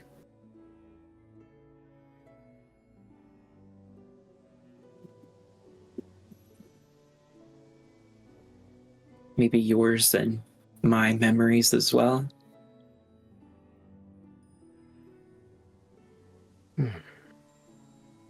You're welcome to stay here as long as you need to. Otherwise, I wish you well on your journey. I have responsibilities I must take care of.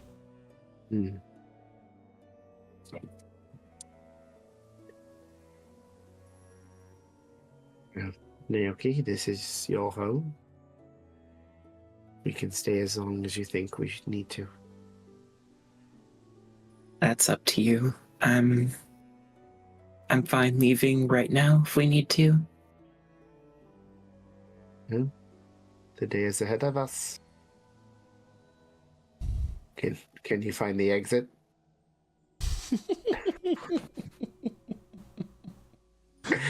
She says, sounding sassy but not meaning to be sassy. This place is confusing to me. It is confusing, and I'm not exactly a welcome sight around here, but here we are. You really need to get to talk about your daddy issues, huh? I got mommy issues, I say you have daddy issues. You know, put it together and we're just fucked up. That, and I'm surprised he didn't mention this, but he actually found me in the Court of the Mist. Oh. So you are lifted from the Fae and brought to this place. Mm-hmm. Boy. Razad. But as a trade-off, being in that Court of Mist, I gave up my memories. Well, my uncle always warned that those not of the Fae can pay a deep price for a visit. Not much explanation, but it makes sense. Yes. Razad, you're with us now, so I need you to remember that while this place might look vulnerable, that I suspect that there is more power in here than in some small kingdoms. Listen, I don't underestimate you folk that can do magic. I never said I did. Very, very good. Let's get going, huh? Naoki, lead the way. It is your home. He leads you through. I'll lead you through it, just kind of with my umbrella tipped over to where they can't see my face. You know, you could have given us a tour. That would be. I'm going to stop pressuring you. Let's go. I'm not welcome here. I think that you're more welcome here than you believe you are. I agree with Valerie, to be honest. I don't feel like people probably hate you enough to not have you welcome here?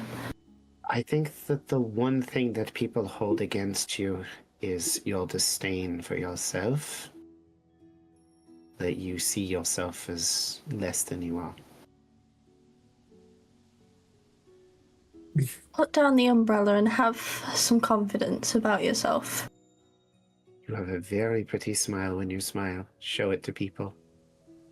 You can distract a lot of people with a smile. Man, I feel like I'm at a shrink.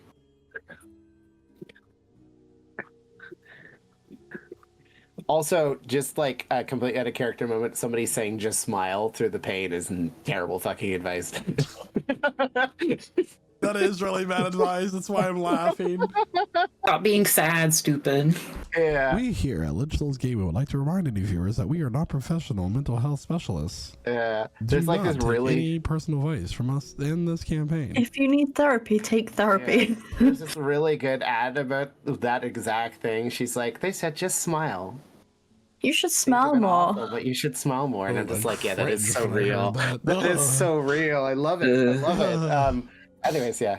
But yeah, Valerie like gives Naoki's shoulders a little bit of a rub and like pats him on the cheek and she says, "Come on, be brave for them. You're okay. You're with us." Okay. He'll like lift the umbrella up a little bit so you can at least see his face. Yeah. Did a little prestidigitation, so he's all like clean and shiny. I'm gonna be completely honest with you here, Naoki. That umbrella is pretty conspicuous. People are gonna remember the pattern on it. Oh, they know. Have you? Because it's not a traditional druidic focus. Yeah, I It's would. a bit of a eyesore to most, I think. It's all like wooden cloth, though, right? Yeah, but it also does have the special property of always just constantly producing flowers as it goes. Okay. And you don't want a distraction for people looking at you, I mean, but it look just again. leaves a trail of flowers. Look at the way he's dressed. I mean, honestly, if the umbrella You that can comes make with a killing as a flower girl. I was going to say, if we're ever in like a labyrinth where we can't find our way out, we'll just follow the flower petals. That is smart. That is Yeah. smart. Yeah.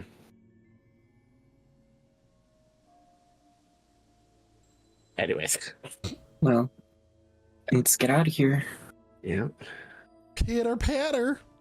Everyone double time. We're not going to draw this out. There's not a shop in here.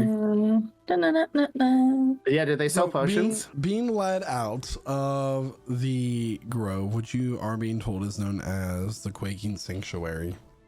The Waking Sanctuary sounds a little... Yeah. Soon enough, you're led back out into the Moldwood. And the rest of you, as you turn around, not Naoki, and you look back on where the path you just came from, it appears that there's no longer a path there. Oh, I see. Interesting. So it's not Talia's fault. In order to gain entry into the grove, you must be shown the path by one who carries a blessing from within it. Mm-hmm. A sprig or something from within the grove itself.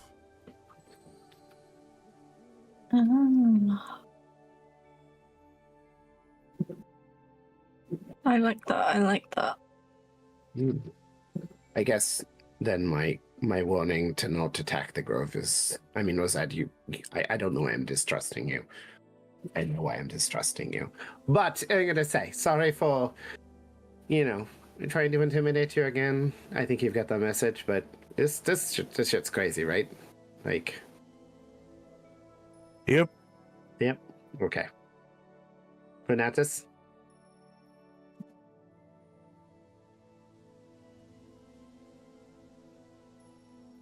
Good talk.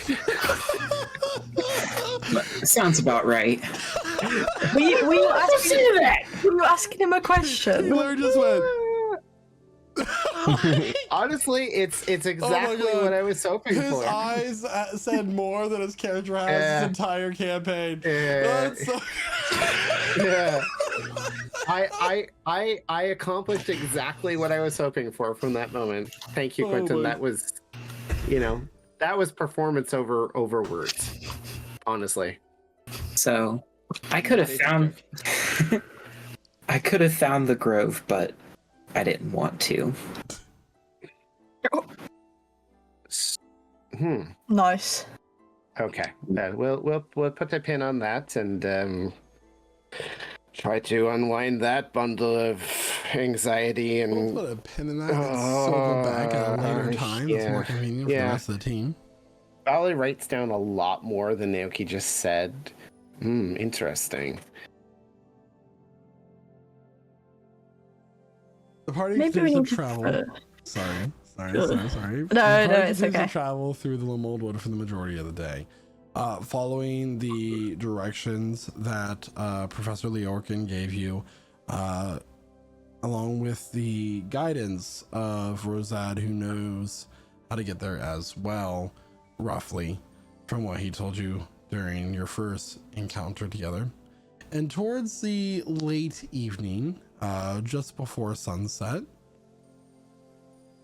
you find yourselves in a clearing, and I'm going to give you all a visual for no particular purpose. Oh dear. Yeah, that just makes it sound more suspicious. There are Oh. crumbled pillars and overgrown rocks and other stone structures that were here for quite some time. And beneath the roots of a tree is a stone door. You guys can put your tokens anywhere on the map. And beyond, in front of this door, is a what's what I'm looking for? A pedestal, overgrown with moss and other plant life. And it's just quiet.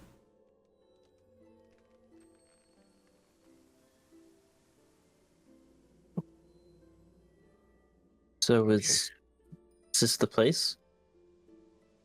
Seems to be. I don't see any other ruins anywhere close to us. Hmm. I don't know. I thought ruins as in ruins of a big city, but I might have overestimated where we was going. I think it's more so ruins relating to a big city or kingdom I mean, of the culture. I will also That point makes out that one of the largest cities in this entire world is mostly underground. Very true. And a reminder that a lot of cities that existed pre-Tears of Two Maze have been buried. And that thing that the voice that speaks sometimes says. Craum, as you Yo. approach the pedestal, Yep. you notice that there is a massive stone door with a number of arcane runes inscribed within its stonework, covering the entrance down into this ancient structure. And as you approach the pedestal itself, there appears to be these green runes that begin to glow as you get closer. Okay. I mean, it's definitely matching me. No, this is very strange.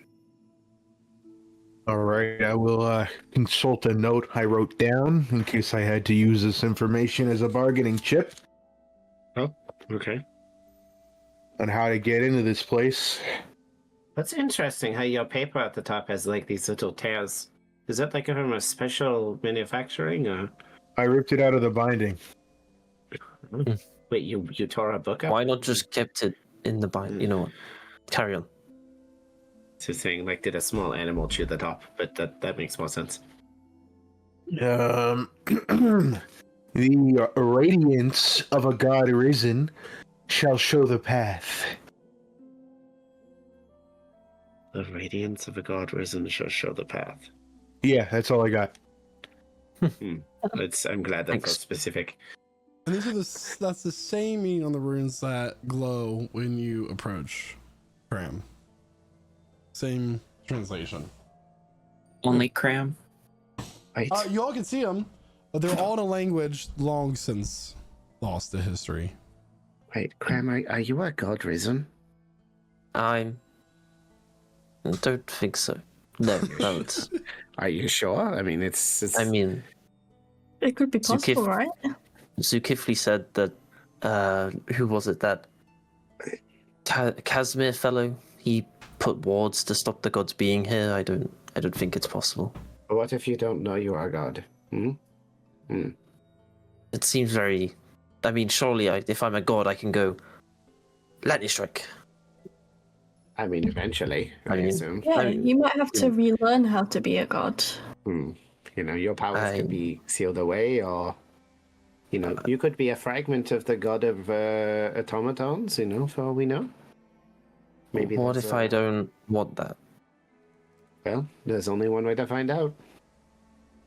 If I want it or not? Yeah, I guess. Sure.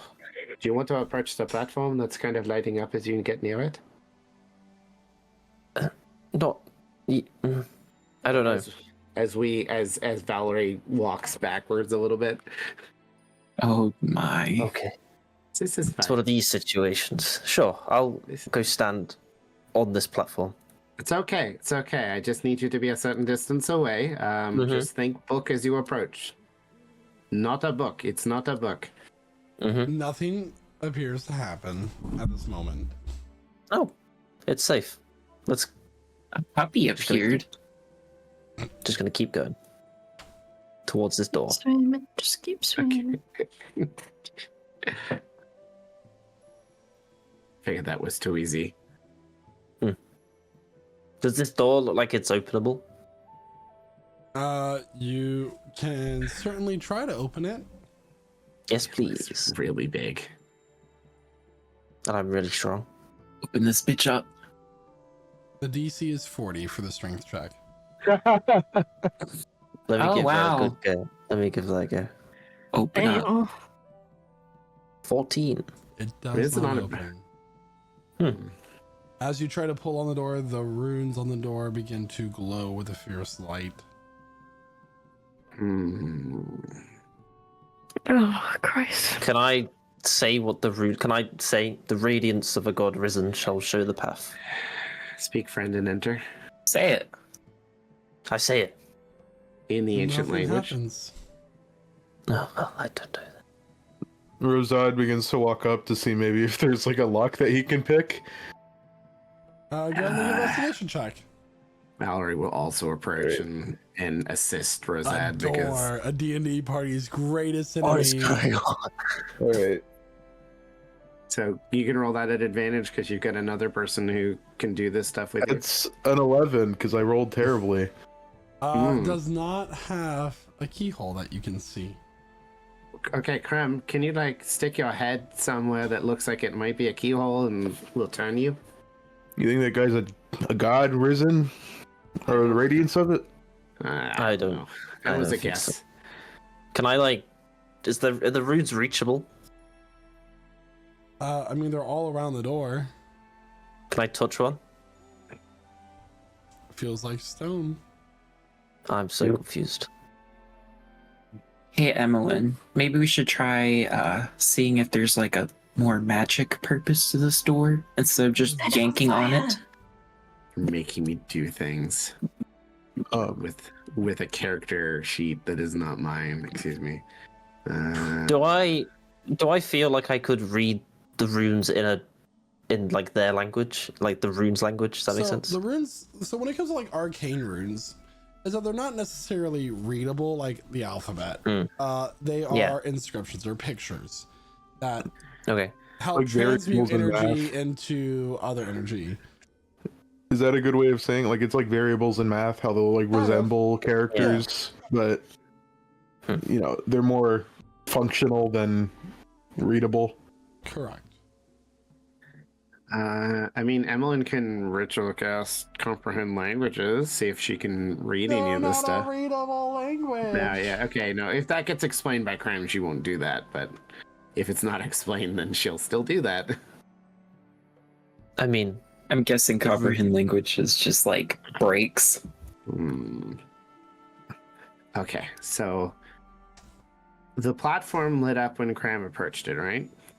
Yeah. How about he stands back on it? Yes, Craum. Okay. Let's. I mean, yes. cloak. And it's just a pedestal in the middle. Mm-hmm. What if it Okay. means more than one person to stand on it? Perhaps. Can it fit more than one person on it? I mean, it's a large pedestal, taking about like, you know, a 15 by 15 square foot area. Let's all get on it. Yeah. Does anything happen as Emmeline and Valerie walk onto it? Doesn't appear to be. Yeah. Is I'm it just investigate? gonna- Does I'm just there gonna- appear to? Are there any just gonna- mechanisms or? I just, I'm gonna let y'all discuss this. I'm Just losing step my away for mind. just a moment. We're all on the pedestal. Everyone except for Renatus. Radiance. Renatus, of Summon a your god echo. arisen. come over here. Do we have to like pray to a god? Or... I was thinking. Renatus, that, yeah. are you risen from a god? Might not be about yeah. me. I mean, I am a goddess, but Might be about you. that's more like personal perspective than reality. I mean, Wait, a yeah, goddess does in anything beauty, happen? yes. Oh wait, well, DM's gone. Wait, what if I put the special cream on it? I does I that don't. that I don't cream? want the. I don't want the pedestal to get excited. Well, it would do something. What if I we just could. blow up the door? I could Blow up the door. try putting these charms on it. Maybe I don't know how this works. He pulls like 2 charms on a necklace off of his neck. I mean, you was told to bring me here. Surely you have a way to get in, no? I just told you the way to get in. The radiance of a god risen shall show the path.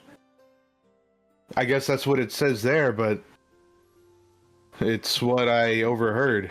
Are we talking about the bloody rising sun? I'm gonna summon my echo just to see what happens. Maybe that's actually a good one. God That was risen. out of character.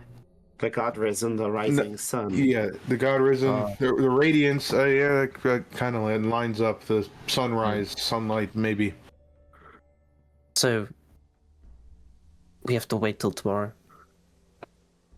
I guess. Okay. Damn. Or nighttime. Maybe the reflection from the moon. Well, I might- would say the moons do reflect. The moons are also goddesses. I can. the god risen equals. I can definitely direct the moon onto this thing. Sorry, you can. What? You're just going to make Krasna do what you want. It's also You know. a god specifically. So, No. I mean, the question is, we either have to wait until the morning and the path will be revealed by the rising sun of Aolnor, because there is only one sun, we can't rely on Silnor. Or we hope that the correct moon, which of the goddesses is the bride of Aolnor? Do you remember? I'm not very good on my god stuff. Kresna, I believe. Is it Kresna? I thought Kresna was Kresna, not Silnor? Religion. Check. No, yeah. Yeah, Kresna's the widow. Yeah. Religion. I rolled a number that is 19. This is a very weird way to play D&D. It's Yeah. actually really cool. You know, Through text message. so we're going to. Nima is the god of Aolnor, is the wife of Aolnor. So, do we know? I mean, we either wait until the sun rises in the morning, or we check to see if a path is revealed when Nima rises, reflecting the moonlight, or the light of Aolnor. The moon will come first now, before the rise. So Babe, so we're gonna find out either way, is what we're Yeah, saying. we could just try both. I mean, what time is it now? it was getting late. It was dusk, wasn't it?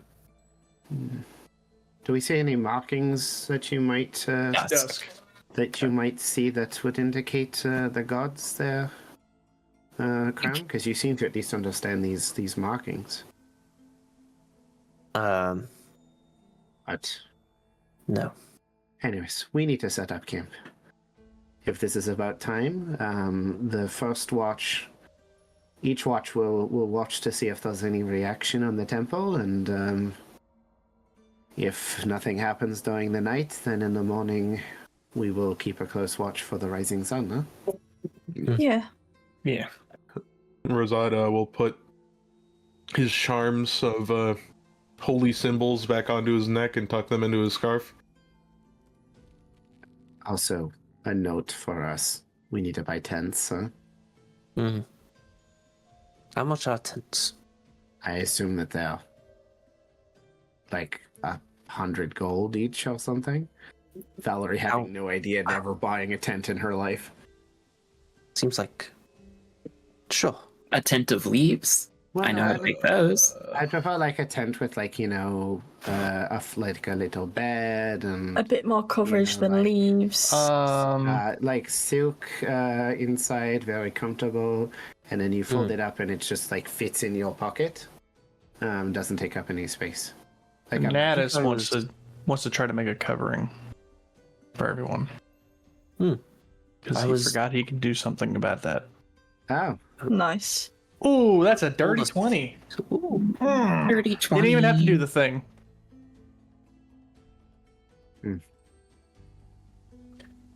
I was told a story once of a group that killed an owlbear and then stayed the night in its corpse. It was... So you made this thing out of branches. Yep. you could have done that last night, huh?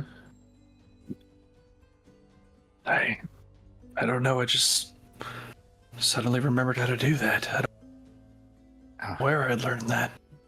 And it seems you suddenly got your voice back as well.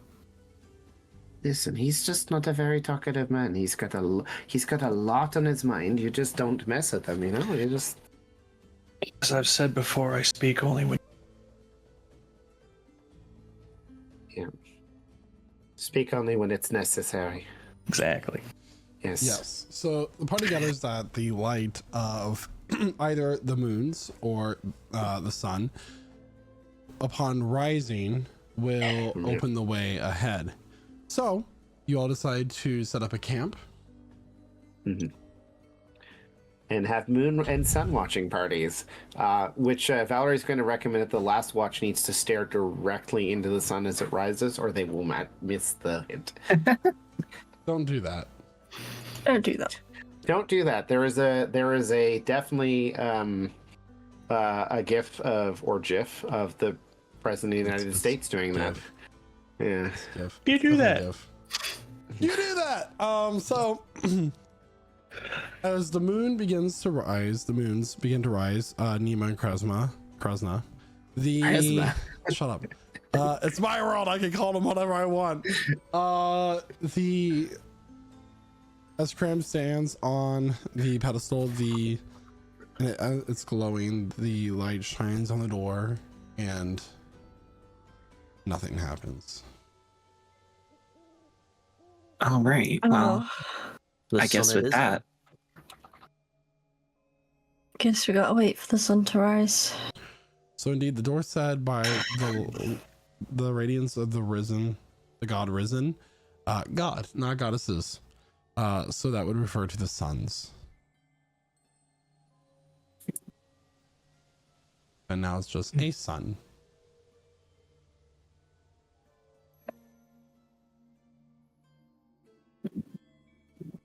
So through the various watches of the night, nothing special appears to happen. Soon enough, the sun begins to rise. Craum, what are you doing during this time? He's kind of just sat, like, meditating, I guess. He's not really doing a lot in particular. Are you on the pedestal?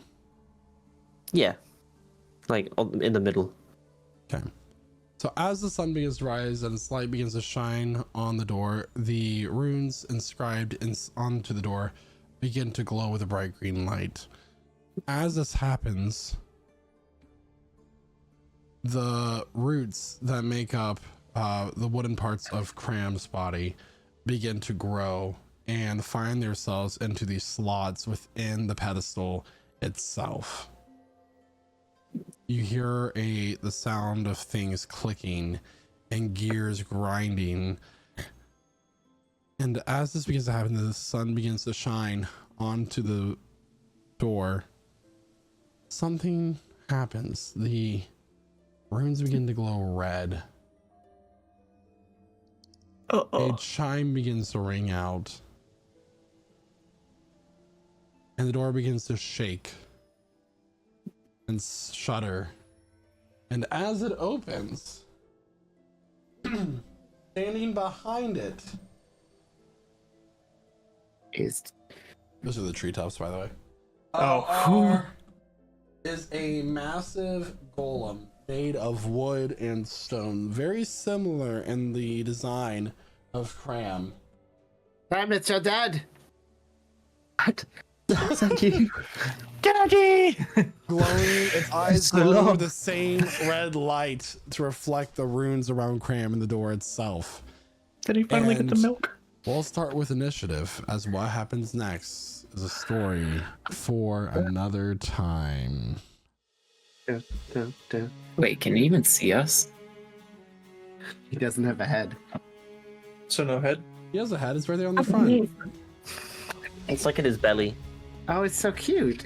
He's adorable. Except he is a 10-foot tall stone golem. What? It's Cram's dad. So it's a Reggie Rock. One mom. It might be my I mom. was gonna say, how do we not know it's his I want mum? you to take like 8 psychic damage right now, Renatus. So everybody, that's where we're gonna end tonight's session, as we're gonna continue on with the story next week at 8 p.m. Eastern Standard Time here at twitch.tv/lichsouls. Starting off with an initiative. How exciting, how wonderful. As we got a little bit of a weird thing about what's going on with Cram. Some background information on Naoki, a possible quest path for Valerie, and more. So, And some smut. and some smut. A 17 game without some smut here and there. So, with that, I'm gonna go ahead and pass it on over to Rosad. Yeah, what a wonderful session. We got to see some, I wouldn't say familiar faces, but some faces that connect to members of the old party from campaign 2. And we get to see the man that Zulkifli II has turned into, which is very, very cool. Also, I mean, personally, seeing one of the groves of my character is awesome. And I can't wait to run into more if our path takes us that way. But yeah, wonderful session, good RP, and can't wait to see how this fight happens. It kind of sucks that Rosad's at the front right now. Right? That's fine. Yeah, it might not be a fight. The big hulking golem is walking up to us to take our hats like a weenie. They could have run to her as well. May I take your hat, sir? General! May I There's take only- your hat, sir? There's only two guys. your hat? You might run and give Cram a hug and just be like, wow, my Pass it son. along. My son. Yeah, I'll pass it over My to boy. Quinn, aka Renatus. Yeah, that's me. Yeah. Interesting session. A lot of got a little bit of character development going on. Renatus still not saying much, but he's a man of few words. But yeah, overall good session.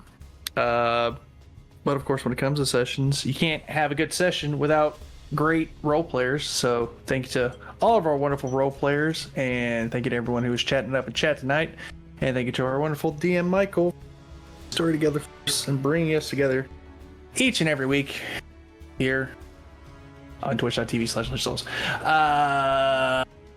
Key, Yeah. why don't you take it? It's amazing. I think you say more in your recap than you do in your session. Yeah. That's all going on in his head, so it's fine. It's an interesting session. It was lots of, like, I think this is the most we learned about Naoki and Talia since their introduction, which is really nice.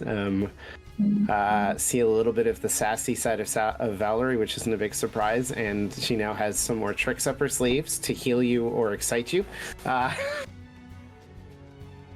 But yeah, no, it was a good session, lots of fun. I'm happy to see people get a chance to start to explore more of their backstories and maybe find some future adventures. And we found, Craum's mom, uncle, dad. All I know is that baby Craum's going to be getting a slap from Big Daddy. Whoa! So just Whoa. let that marinate for a bit as I pass it on to Josh, who's playing Craum. Yeah, wow. My dad's here. Or my mum. We'll have to use the cream and then see what happens. I'm sure we'll find out from that, But no, really fun session today. Some good RP moments, some good moments there with Naoki and his father figure, I guess.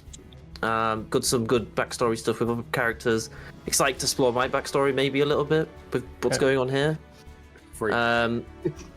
Yeah, hopefully we don't die. I also hope I'm not stuck in this little cave thing pedestal. But no, thank you to Michael, thank you to the players. Excited for next week, but with that I'll pass it on to Naoki, played by Isaac. Oh, it was really fun this session. Being able to explore his character and then also being able to meet like previous characters and like having that whole establishment kind of like branching into this campaign. That was really exciting. I'm curious to see what's going on with Craum as he becomes a tree. And his big tree daddy in front of us is about to lay waste to us. I'm guessing it can see us, question mark? Why would it not be able to see you? My orb, my sphere. That just gives you a +5 to your stealth. It doesn't make you invisible. Yeah, it just makes any like light from a campfire invisible. No, it says an invisible 30-foot radius sphere of magic appears. The sphere is invisible, not us. You can't see me. I think that hiding under your blankets rules should just actually work. Like, Yeah, if I can't see them, they can't see me. attacks us in the camp. We just like go in our sleeping bags, like can't see me. Exactly. I love Naoki. Well, with that embarrassing thing out the way, here you go, Talia. Played by Megan. Or is it? I'm not even sure what else to add. I don't really know what else to add to that. It was very fun, very quick shopping session where the man just didn't want to tell us how much things cost on the first ask. But it was just like, oh yeah, how much is it going to be? And then it was just a long-winded sentence about something else. And it's like, yeah, interesting. Okay. Smut. I love smut. we should. Me and Valerie should have bought smut books. Yeah, they definitely spent their watch just like the three ladies reading this book together. we should Swooning over go back the at some main point. character. But reading it out loud so that Renatus can just be slowly becoming more and more uncomfortable.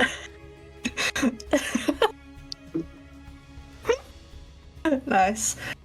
These ladies were just giggling over this like orc. Yeah, just giggling, kicking our feet, just be like,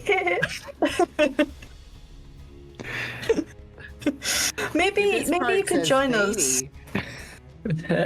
I'm not becoming a smut author just to give you guys smut in the D&D campaign. Oh, what if Cram's dad's like? I'm incredibly Awesome. weak and feeble, but wait, I'm Oh, gonna bond God. the strongest dragon in the world. Yeah. Oh, I'm so weak, but here comes Cram's dad to save me. Oh, Whoa, sort of riz my dad up, man. What a way to end. Oh my gosh. I'm gonna pass it back now. This is. Absolutely fantastic. I loved being part of the session tonight. It was fantastic to show you all my wares and Grey Gold's general goods. Come back and see our new rewards program. Anyway, everybody, thanks so much for being a part of tonight's session. I appreciate you all, and thanks to the audience for tuning in this evening. Don't forget that we'll be live next week at 8 p.m. Eastern Standard Time here at twitch.tv/Literals, but you can catch us live through other sessions throughout the week, such as we play things like Dead by Daylight, Stardew Valley, and more. Sea of Thieves Season 15 is coming out pretty soon as well. So we're gonna be looking into all that. We have just, hold on, 5 more sessions before a 3-week break, and you always know how I like to leave sessions right before a big break. So tune in next week as we continue on this story and continue to expand on the lore of this world that I have built. Yeah, and keep talking about Craum Stone Daddy's Riz. And with that, I have nothing else to say other than bye. bye.